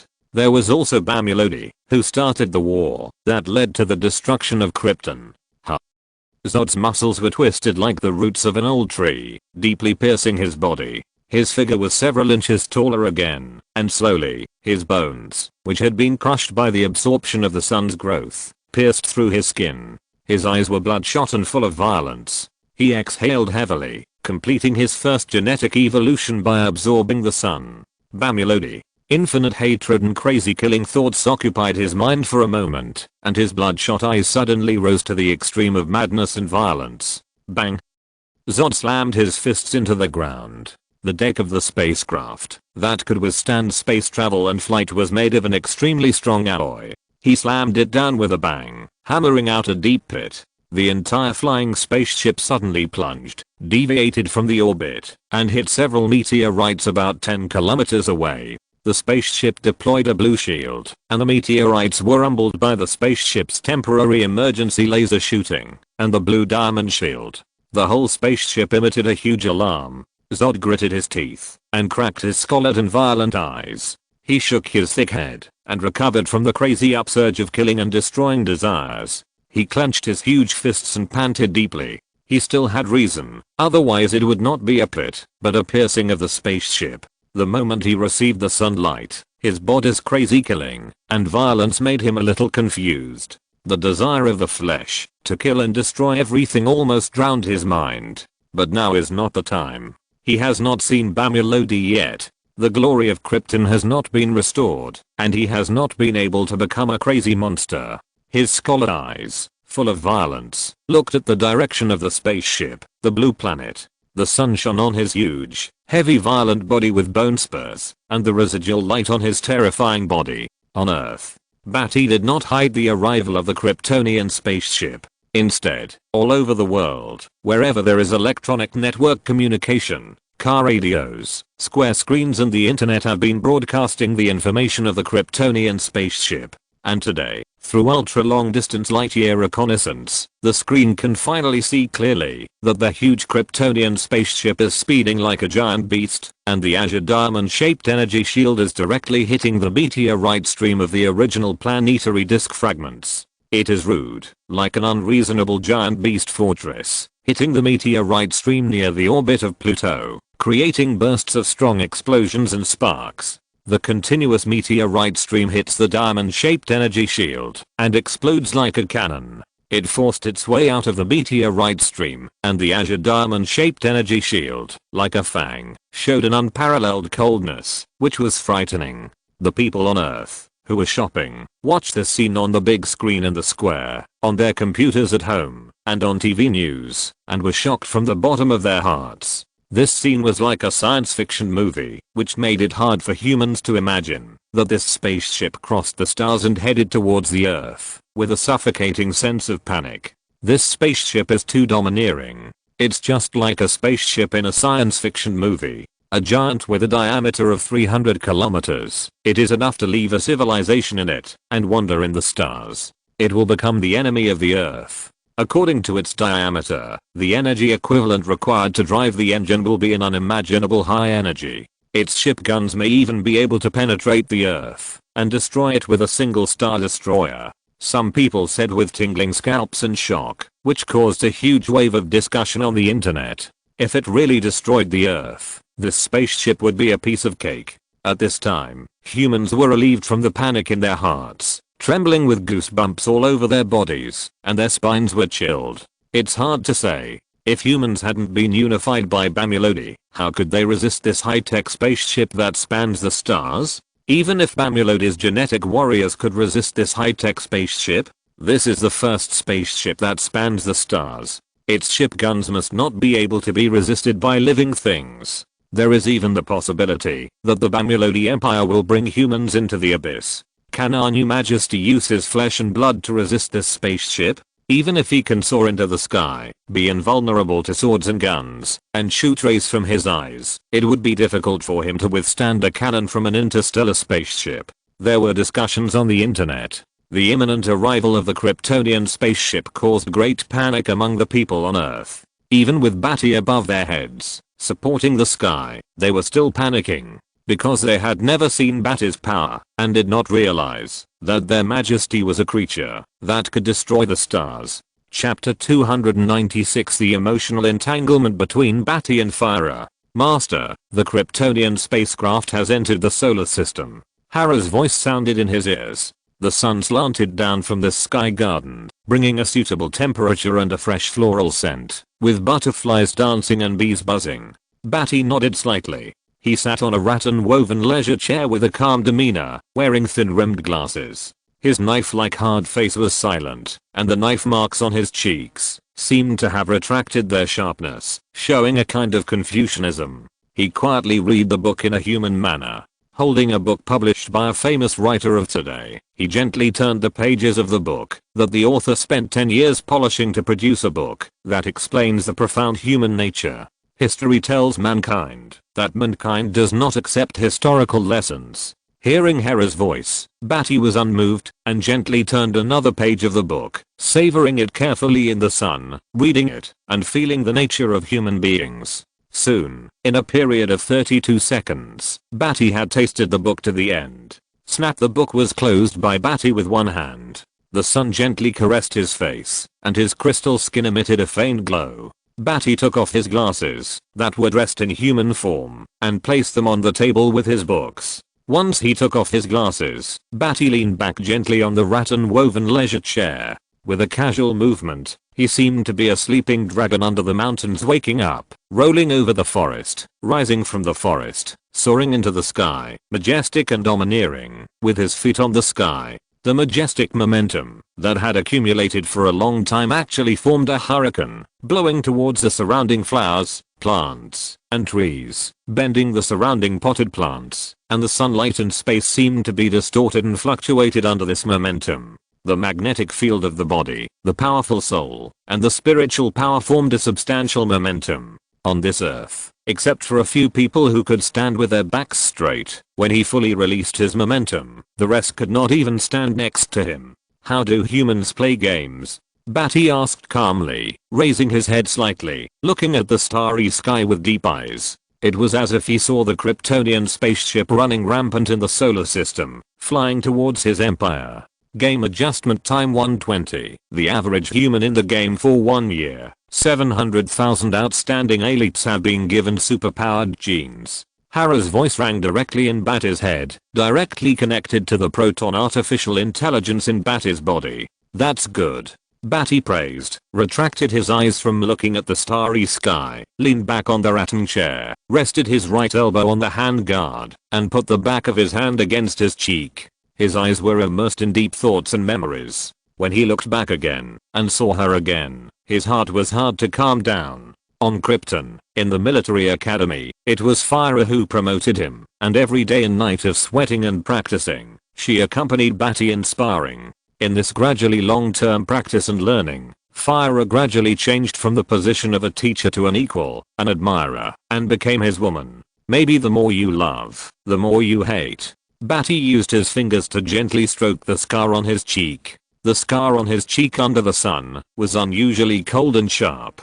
Master, using the Krypton reconnaissance spacecraft left by Jor-El, we can contact Ophira in the solar system through long-distance communication. Hera said very considerately. She saw Badi's recollection through a camera in a corner, his thoughtful face, and his eyes full of lingering longing. This kind of communication connection in the solar system is somewhat difficult for the current Earth technology, but the recently acquired Brainiac Sentinel hardware and the Krypton spacecraft system left by Jor-El can connect to the communication records that have been there. No need. Badi shook his head lightly. It is difficult to explain the conflict between him and Fyra. Love and hate are intertwined. It is the opposition of class, and it is also the conflict of personal ideas. After Krypton was depleted of its last vitality and exploded, it was even more difficult to tell whether it was Badi's revolution that caused Krypton to consume its last vitality, or the stupid upper class with rigid social classes, or both, all of which were stupid, that caused Krypton to explode. Looking forward to her face, Badi stood up, patted his shirt, took his book and glasses, and walked out of the sky garden. In the garden, butterflies were still dancing, and bees were buzzing. In the Kryptonian spaceship, in the main battleship control room, more than 20 Kryptonian soldiers who were in charge of command transmission and control of various parts of the spaceship were in the main control room, operating the spaceship in an emergency. This is the main control room for wartime operations. When arriving at the destination in the future, they are ready to prevent attacks or attack in advance. Adjutant, there is a communication request from the reconnaissance spaceship from Krypton, and its direction is exactly our target location. A capable Kryptonian female warrior reported. Fyra, who was at the back, was watching the virtual image synchronized with the outside world in real time, the huge sun and the earth, that was gradually moving closer.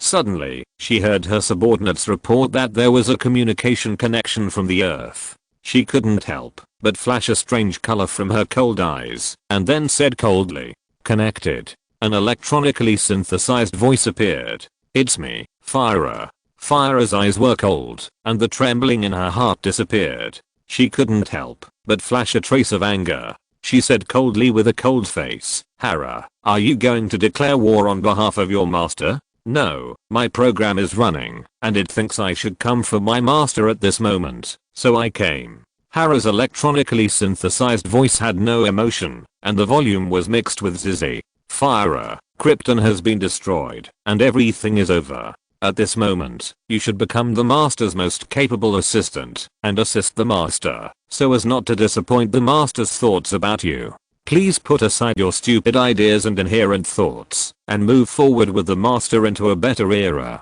Give birth to hundreds of babies, cultivate the next generation, and find more beauties for the master to sleep with, satisfy all the master's desires, and live a happy life together. Don't fight meaningless battles." Hera's ruthless electronic voice was ready to persuade Fyra with a fact. Fyra's face sank, and she was so cold that she almost froze. Hera didn't understand emotions at all. What honor was. Even if Hera had created so many Hera models with various regulated emotions, she would not understand what the emotions of living things were. For Fyra, the honor of a warrior and the pain of Badi's emotions, the destruction of the family in the last turmoil of Krypton, the emotional impact of family feuds, national hatred, the destruction of the planet, and the intense emotional impact of loving Badi, are all things that the artificial intelligence Hera cannot understand. Hera, there is nothing to say to you. You are not a living creature at all, and you don't understand what emotions are. The battle between Badi and me is inevitable." Fyra said coldly. Hara's electronic voice was silent for a while, and then it slowly made a sizzling sound again. You will die. The master will kill you with a broken heart. Fire's eyes flashed a trace of pain and coldness, and then turned into cold and cruel. Go back and tell Bamulodi that, if I kill him, I will commit suicide, and be buried in the same coffin with him. If he kills me, then abandon my body in space and let the universe bury me forever. After Fyra finished speaking, she cut off the communication. There was silence in the main control room for a while. The spacecraft has activated combat mode in the solar system, flying silently in the cold starry sky. Chapter 297 The Arrival of the Spaceship. Space. Asteroid Belt. The asteroid belt is a densely populated region of asteroids between the orbits of Mars and Jupiter in the solar system. It is the most densely populated region of asteroids, with more than 500,000 asteroids. The gravitational pull of the Sun and Jupiter played a big role in condensing a belt of more than 500,000 asteroids. The asteroid belt was formed by a group of planetesimals, predecessors of planets smaller than planets, in the original solar nebula. However, due to the influence of Jupiter's gravity, these planetesimals were prevented from forming planets, causing many planetesimals to collide with each other and form many debris and fragments. The Kryptonian spacecraft lit up dense, diamond-shaped protective shields in it, selected a relatively small number of meteorite debris from the asteroid belt, hit it one after another, and used laser cannons to sweep it, raising continuous explosion sparks to clear a path. When the Kryptonian spacecraft crossed the asteroid belt like a river, it jumped out of the asteroid belt river, and the chilling Behemoth spacecraft passed Mars, spewing raging engine flames, and finally arrived on Earth. Across the interstellar galaxy, Zod, who harbors hatred for Bamulodi, Fyra, who has a conflict between love and self-subjectivity for Bamulodi, and Hale, who feels guilty about Bamulodi. And, on Krypton, Kara-El, who is a student of Bamulodi, is now imprisoned by Zod. All the people and things related to Bamulodi on Krypton. All this, the grudges and hatreds that have continued since the explosion of Krypton, are about to end. The alien spaceship has arrived on Earth. It's so huge. Are we about to fall into war? Invasion from the stars. Humans will never be slaves. I hope His Majesty Bamulodi can deal with them. World level alert. All resources and materials, unite to fight to defend the Earth. In an instant, the Earth network was almost in chaos, with a lot of disturbances. The real destination of the spaceship is indeed the Earth, which makes them even more panicked. Right above the human head, in the outer space of the Earth, the spaceships lie like giant beasts, staring at the Earth with eager eyes, like something in the mouth of a tiger, making humans panic. What is it doing, lying in space without moving? It is watching the Earth, planning to erode the Earth, and seize the Earth in some way. Damn it, we have no chance of winning. Your Majesty ruled the Earth for too short a time, and did not have the time to vigorously develop technology to compete with this high-tech spaceship that surpasses us by thousands of years. We can only hope that the warriors led by your Majesty can go deep into the tiger's den and eliminate the enemy from the biological individual. This is destined to be an extremely tragic war. I hope that the Earth will be safe and human beings can continue. What is it doing? Suddenly, in the chaos that was almost rioting, the panic and turmoil that permeated the entire world, suddenly saw the actions of the Kryptonian spaceship, which shocked all the humans on the Earth. On all TV networks, satellite TV, and square screens, through clear and profound satellite images, they saw a huge crack in the front of the giant beast. Through the screen, they could automatically imagine in their minds that the mechanical gears were clicking, slowly and with great weight, slowly turning the human's terrified heart. From the spacecraft, a dark, huge muzzle of more than 1,000 meters was exposed, staring at the Earth. The dark muzzle was staring at the Earth like an abyss. The human beings on the whole Earth were suppressed in panic, trembling in their hearts, with the sword of Damocles hanging over their heads, ready to fall at any time. What is this? What kind of weapon is this? Star Destroyer. This caliber is enough to wipe out any object on the surface of the Earth. Not only can it wipe out, the particle flow brought by the giant cannon can pass through the surface and directly penetrate the center of the Earth, completely causing the explosion of the center of the Earth. The whole Earth, under this cannon, has no power to resist. The destruction of the earth is just a moment. The human beings suddenly felt cold, their fingers were stiff, and their pupils flashed with incredible fear. This sword of Damocles hanging over their heads seemed real, but also seemed like a falsehood that had nothing to do with them. A contradictory and complex emotion suppressed and frightened the entire earth. At this moment, outside the earth, the space base harvested from the Brainiac Sentinel appeared in front of the earth's human beings for the first time. The screen reflected the cold metal of this space base, empty. On the screen, the entire suddenly appeared space base, more than 7 kilometers long, was assembled like a baby in front of the huge gun muzzle. The seemingly slow and heavy transformation and combination combined into a giant mechanical jellyfish, which was entangled again with mechanical jellyfish tentacles, to form a particle annihilation cannon. Fearlessly, the particle annihilation cannon assembled by the mechanical jellyfish was facing the muzzle of the huge Kryptonian spaceship. The two were standing against each other from a distance, neither giving in. The starry sky was almost bursting with the breath of battle, as if the next moment, a fierce distant anti-air particle stream cannon would burst out. The particle annihilation cannon assembled by this mechanical jellyfish gave humans a glimmer of confidence. Although the entire body of this mechanical jellyfish was at most 7 kilometers long, and even the entire body might be directly blown up by the huge muzzle, as the first line of defense for humans to resist space, they clenched their fists, stared at the screen, and kept cheering for this mechanical jellyfish. This is your Majesty's weapon. An entire space base, an Earth defense facility. It turns out that the Earth already has such technology, and is guarding our beautiful planet. Zzzzzzzzzzzz. Suddenly, all the communication frequencies, screen images, screens in the square, car radios, home computers, and TV screens in the world suddenly turned into snow screens, and rang with noise. The screen kept flashing a fierce shadow. Zod's ugly, muscled head looked like a terrifying giant orc. On his muscular face, there was a pair of red eyes sunken deep, tyrannical, and full of killing breath. Like the red light rising from the abyss, it was cruel and terrifying. The moment the humans in front of the screen saw Zod, they gasped, their hearts tightened, and they stared at the screen with their heartbeats accelerating. Zizzy. The screen flickered, and after a moment of stability, Zod's murderous eyes were filled with unstoppable murderous intent that seeped through the screen. All speakers and players on Earth rang with Zod's horrific voice. Bamulodi, get out.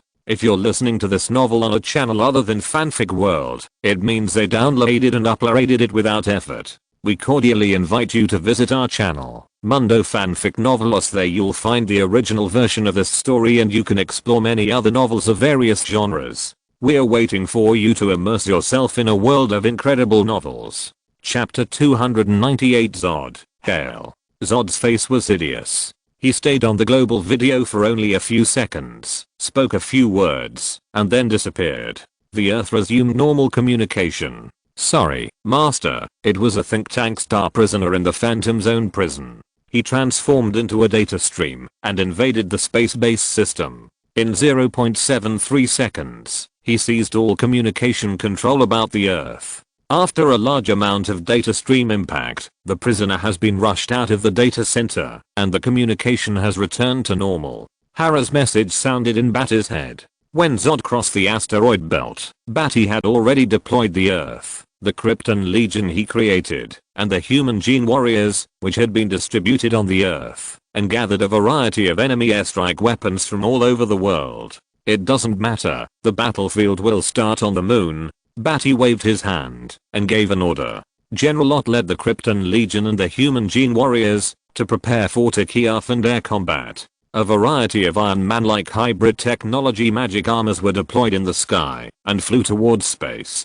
The vanguard, the Krypton Legion led by General Ott, was already waiting in space. Diana led the Amazon warriors and the Atlantis underwater soldiers to fight on the ground and in the air. The soldiers led by Diana were responsible for defending the ground and protecting the land in the face of alien soldiers landing on the ground. Raven added stability to the large-scale magic technology arrays in the 17 regions and continents, so that the Earth could escape the gravitational pull of the moon satellite and avoid the destruction of the moon, which would cause a tidal reaction on the Earth. The large-scale magic technology arrays were designed to stabilize the Earth Even without the sun and the moon, the large-scale magic technology arrays could keep the Earth alive. It was just that it was a little troublesome to survive, so these were exceptions. When Badi was about to leave the Imperial building and go to the moon, to take Zod to the moon to fight in space, Badi's space base and the Kryptonian spaceship, the two gun barrels facing each other in the distance, were facing each other at the moment of no compromise.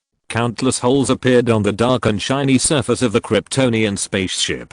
Small combat spaceships, like dense bees, emerged from the hull one after another, covering the sky with dense black dots, covering the bright night sky. Among them, a black armored, insect-like, shiny single soldier attacker spaceship passed all the densely arranged spaceships and went out alone. From a distance, the single soldier attacker spaceship was very small, like a sesame seed, emitting azure flames. In space, when the two sides were in a stalemate and had not yet broken the rhythm of the attack, it rushed towards the Earth alone. General, Fyra has left the team. Inside the Kryptonian spaceship, in the combat operations room, a tense atmosphere permeated. Solemn, bleak, murderous, tyrannical, and scorching temperatures were spreading. In the main combat operations room, Zod's huge body exuded a strong magnetic field gravitational effect, slightly distorting the air and temperature. Nearby, some small objects that were not fixed were flying towards him one by one, attracted by his powerful magnetic field.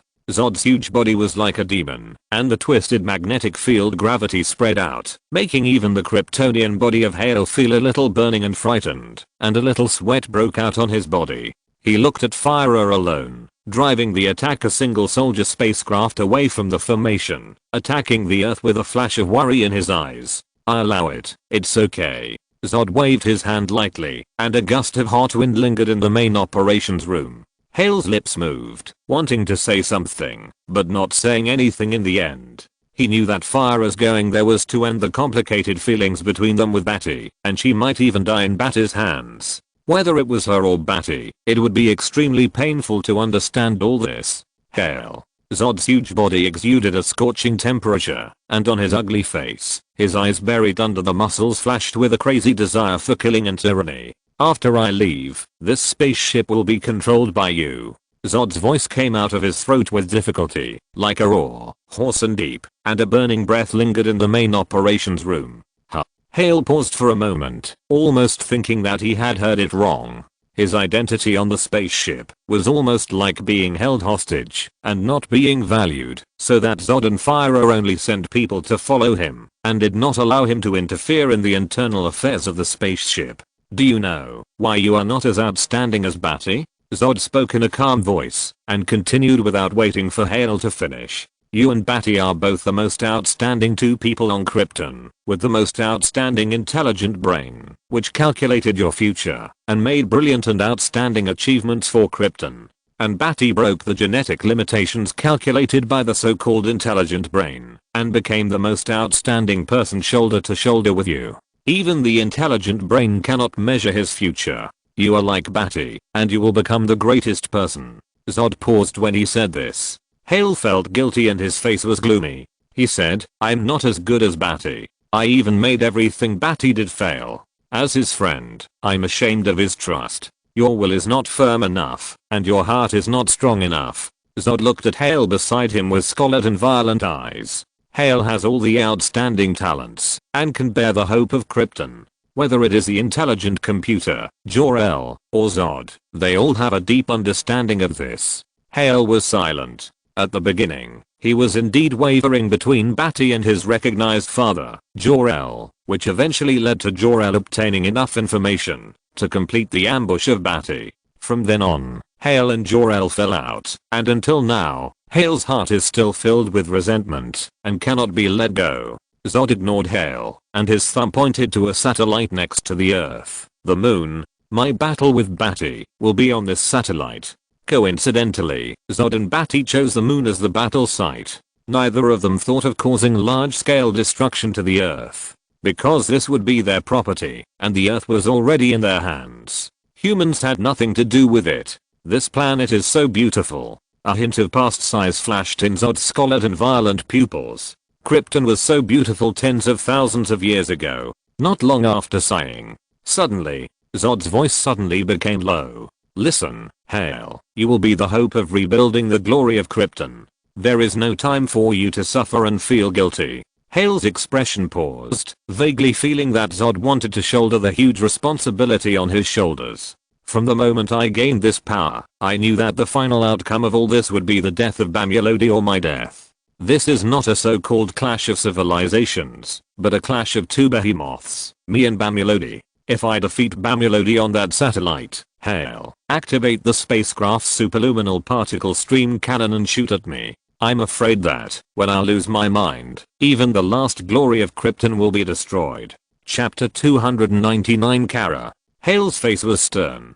He knew that Zod was a tough and unmatched general. He was also the most outstanding general on Krypton, with the most outstanding military strategy, war tactics and insight into war. Obviously, Zod already knew clearly that he could not survive. No matter what, he would not be willing to die until he restored Krypton's former glory, and the best candidate was Hale. There was no one else. "General, I have studied the gene map. From the direction of Doomsday's infinite evolution, I have studied another kind of complex gene with multiple superpowers. Maybe." Hale has always regarded himself as a researcher and was keen on research. He never thought that one day he would shoulder the responsibility of restoring the glory of Krypton. The huge responsibility made Hale stunned for a moment, and he subconsciously wanted to save Zod's life. He didn't think that he would be a good leader who could lead many criminals in the Phantom Zone to complete the important mission of restoring the glory of Krypton.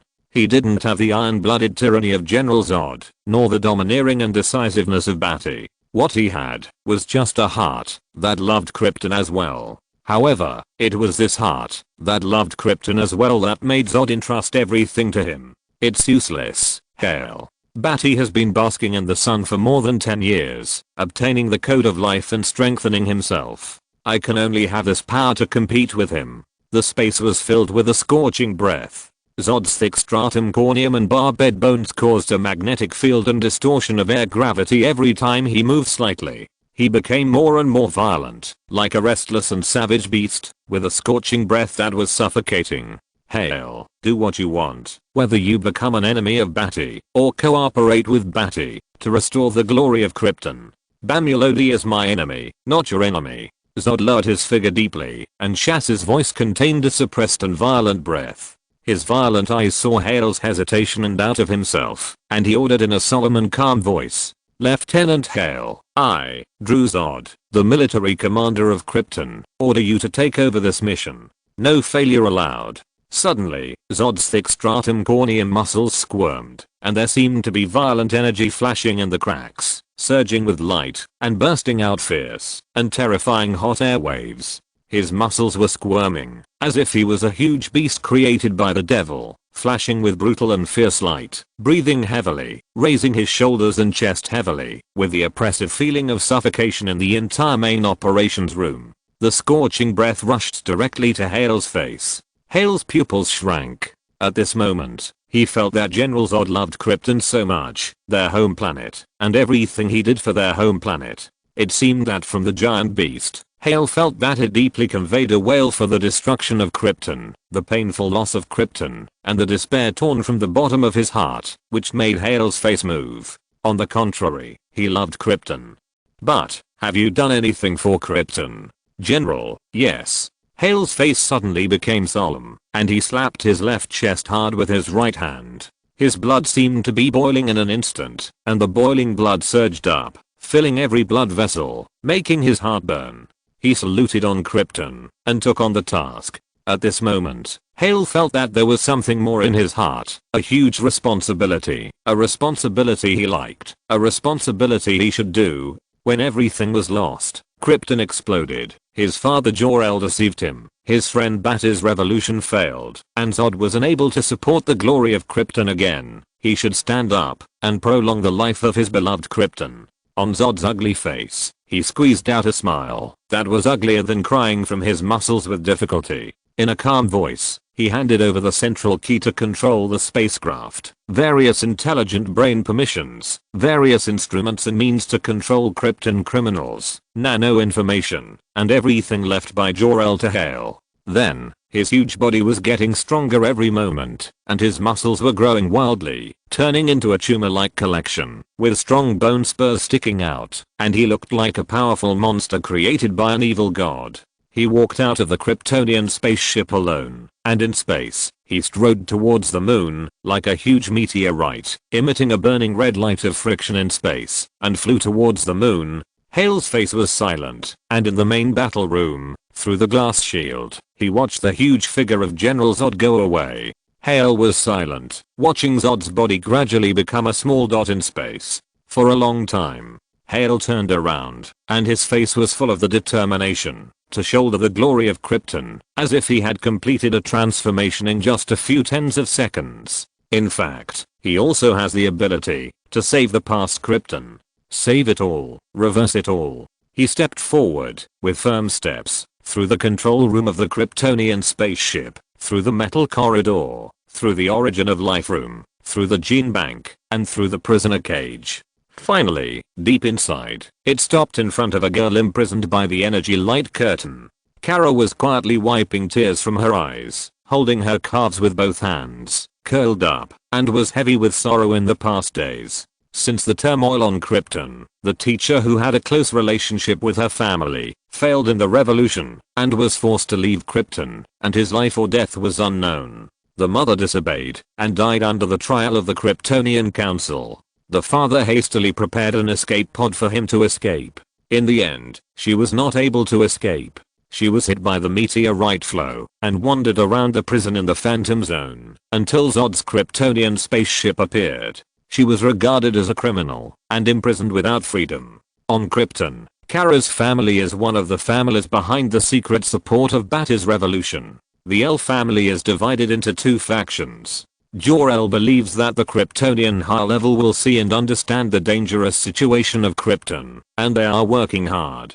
Kara's family, that is, Jor-El's brother, Zor-El, secretly supports Badi's revolution, and overthrows this distorted society, providing high-tech weapons to Badi, and acting as an insider. When Badi failed, the liquidation he suffered was enough to make it difficult for Kara's family to survive. Hearing footsteps coming, Kara put down the calf she was holding. The blue energy light screen was reflected on the young girl's tender face. She stared at her with vigilance and hatred like a little tiger. "Hannah, what are you doing here?" Kara stared at her hatefully, her white fists clenched, trembling with anger, staring at Hannah with unwilling hatred. Everything, the failure of teacher Badi, the death of his mother who disobeyed orders, and the death of his father in the explosion of Krypton's destruction, are inseparable from the betrayal of Hannah, Badi's best friend. In mutual opposition, Kara almost didn't need to think about it. Naturally, she felt disgust and hatred for Hannah's harmless appearance. "You will thank me, Kara." Hannah stared at Kara's tender face, and his eyes flashed with a more determined look. "How can I thank the person who caused the death of my whole family? Bastard." Kara couldn't help but glare with anger. Her eyes turned red, and her slender white fist hit the blue energy shield fiercely with a bang bang. The strong roundabout kinetic energy rebounded, making her feel like she was hitting a steel wall, and her hand bounced away, and the surface of her white fist was directly red. Haya was silent. He stood in front of the cage, staring at Kara's hateful eyes. It was as if he wanted to see into her heart and carve Kara's pain at this moment into his heart. This made him more determined in his belief. With a slurp sound, suddenly, the energy of the prison with a blue energy shield as a cage was suddenly retracted. "What do you want to do, Haya?" Kara was startled and took a fighting stance, with her fist facing Haya, with deep vigilance. In her mind, Haya was simply a great villain, the culprit for the death of her parents and the failure of her teacher Badi's revolution. Now in prison, alone with a man and a woman, in an instant, Kara had thought of dozens of conspiracies to threaten the teacher with herself. In an instant, she displayed the fighting skills taught by teacher Badi. As long as Hale made any unusual movements, she would immediately perform scissor kicks, clamp Hale's neck, and use the kinetic energy brought by the rotational force to break his neck. Kara raised her fist and thought fiercely. You can leave now. I will give you a spaceship and let you go to Badi. Tell Badi, as long as Zod can be killed, I'm willing to surrender to him. The Kryptonian spaceship, all the items in the spaceship, and the criminals, are all his. But, he has to agree to one of my conditions. Chapter 300 Fire a Suicide Attack. In space, the attacker single soldier spaceship is like a fish swimming in the sea, tumbling flexibly and dodging the overwhelming lasers. Multiple fine beams of particle laser streams intersect in space, weaving a large network of laser particle streams. However, the driver of this attacker single soldier spaceship is extremely skilled. In space, it often turns, flies obliquely, and twists at incredible angles to avoid many lasers. The most thrilling thing is to rub the surface of the hull of the attacker single soldier spaceship, leaving a charred mark. What's wrong with this spaceship? Captain Larkin, who led a large team and formed a battle formation, looked puzzled with his beard. Everyone was arranging their troops face to face, and you suddenly rushed out of the army alone and rushed towards us without caring about your life. What does it mean? Unmanned spaceship? Suicide attack?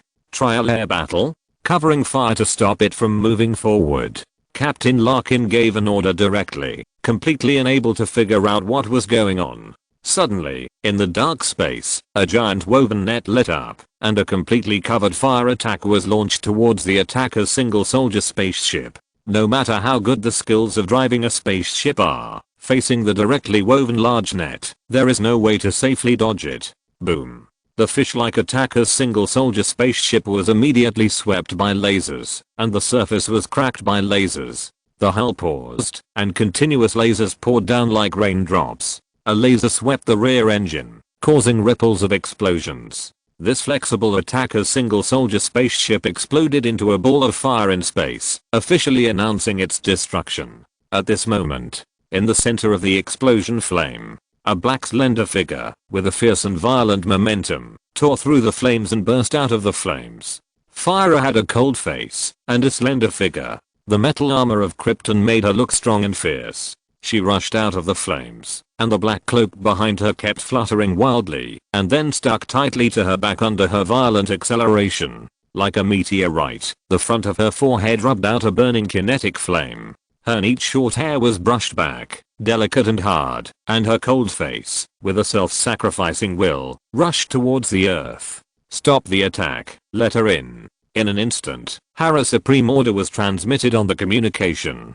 Captain Larkin paused. He didn't expect that it was a woman who was driving an attacker single soldier spacecraft and rushed towards the earth head-on. Hearing Hera's order, Captain Larkin paused the attack order and ordered a crack in the queue to allow Fire to rush towards the earth more smoothly. Fire rushed directly to the direction that Captain Larkin made way for and rushed down to the bottom of the earth. She was more ferocious than a meteorite, piercing through the atmosphere, and the hot friction on her body produced flames.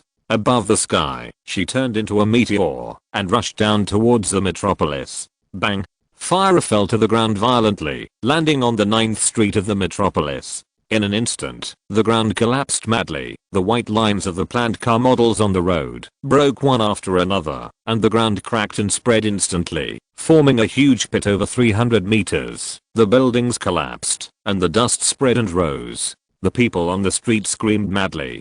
Because of the rebound of the weight, the cars on the street sounded shrill alarms, and they rose up and rumbled down with the bricks and stones of the buildings. Fire bent her knees slightly in the huge pit, unloading the strong reaction force, and the black cloak behind her fell down. In the extremely high and intense friction of the flight, the cloak began to catch fire and started to burn from the corners. Her eyes flashed with a fierce light, and her right hand tore off the black cloak behind her. In the dust, the figure walked out like a god, stepped on the cracked ground of the metropolis, raised her head, and looked up at the sky, with a firm will on her face. The Emperor Building, the world's first building under the slanting sunlight, glowed with golden light. Badi's figure rose up, and in the sunlight, he looked like a golden god, floating in the air, heading towards Fire. The sunlight shone from behind Badi, revealing his majestic figure. His face, in the shadow, was in a complex and indescribable silence, and slowly descended in front of Fire. All of this was like a deep and vivid oil painting, depicting a heavy sense of picture. It was hard to describe. There was no language, no dialogue. Fire's eyes were burning with blue veins, and the strong temperature burned the skin around her eyes red.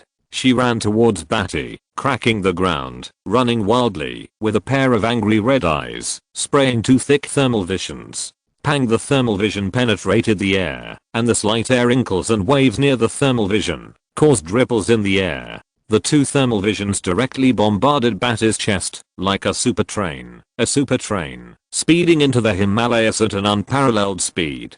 Badi's body shook, his feet seemed to be nailed there, without any movement, and his body was returning to normal. The heat vision was like bombarding a mountain, splashing sparks and flames continuously, enough to make Badi shake a little, shake off the dust on Badi's body, and then he was fine again. Then, he felt the heat vision burning his skin, and that burning feeling was probably equivalent to a human holding a lighter and slowly running his fingers across the flame. There was a burning feeling, and complex and unspeakable emotions. Even if Krypton was destroyed and everything became the past and disappeared, the tangled emotions between Badi and Fire would be difficult to get over. As Fire said, the best solution is either for her to kill Badi, or for Badi to kill her, to end all this love and hate. The next moment when the hot sight shot to Badi's chest, the burning sensation of the skin on his chest soon followed, and Fire's icy breath came out from her puffy cheeks and lips, facing Badi's chest, with a mixture of hot and cold.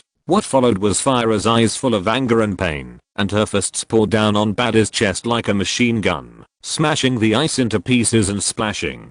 Bang bang bang bang bang bang bang. The crazy continuous sonic booms kept forming hurricanes, flying around, setting off a violent airflow, causing dust to cover and bury this place. Fire gritted her teeth. Her face was cold, her eyes were painful and crazy, her fists seemed to be as painful as steel plates before the sun, and her fists were red and swollen with pain. It turns out, you are so strong. You no longer need my teachings, you are no longer the recruit led by me, and you are no longer the captain who sparred with me. No longer. Badi suddenly raised his hand, and formed a knife-shaped hand, as if they were in sync. Fire felt sad, her fists stopped. She closed her painful eyes, raised her neck, and reflected her delicate and cold face in the sunlight, outlining a sad smile of relief, waiting for execution. Badi's eyes flashed with crystal light, looking at Fire's cold and delicate face. He couldn't help but fall into all the memories of the past, and stopped moving for a while. In the sunlight, in the dust, the whole world, it was as if there were only two people left. Once again, it was as if I was back on Krypton, in the training room, the scene of the two people sparring. Suddenly, the knife-shaped hand tore through the air and chopped towards her forehead. Bang! Fire's lower body instantly pierced into the ground, like a half-exposed carrot, tilted her head, and fainted. End of this chapter. Thank you very much for reaching the end. Don't forget to like. Looking for more exclusive content and immediate access? Subscribe to our Patreon. Remember, every like, subscription, or donation encourages us to continue. Thanks to everyone. See you in the next video.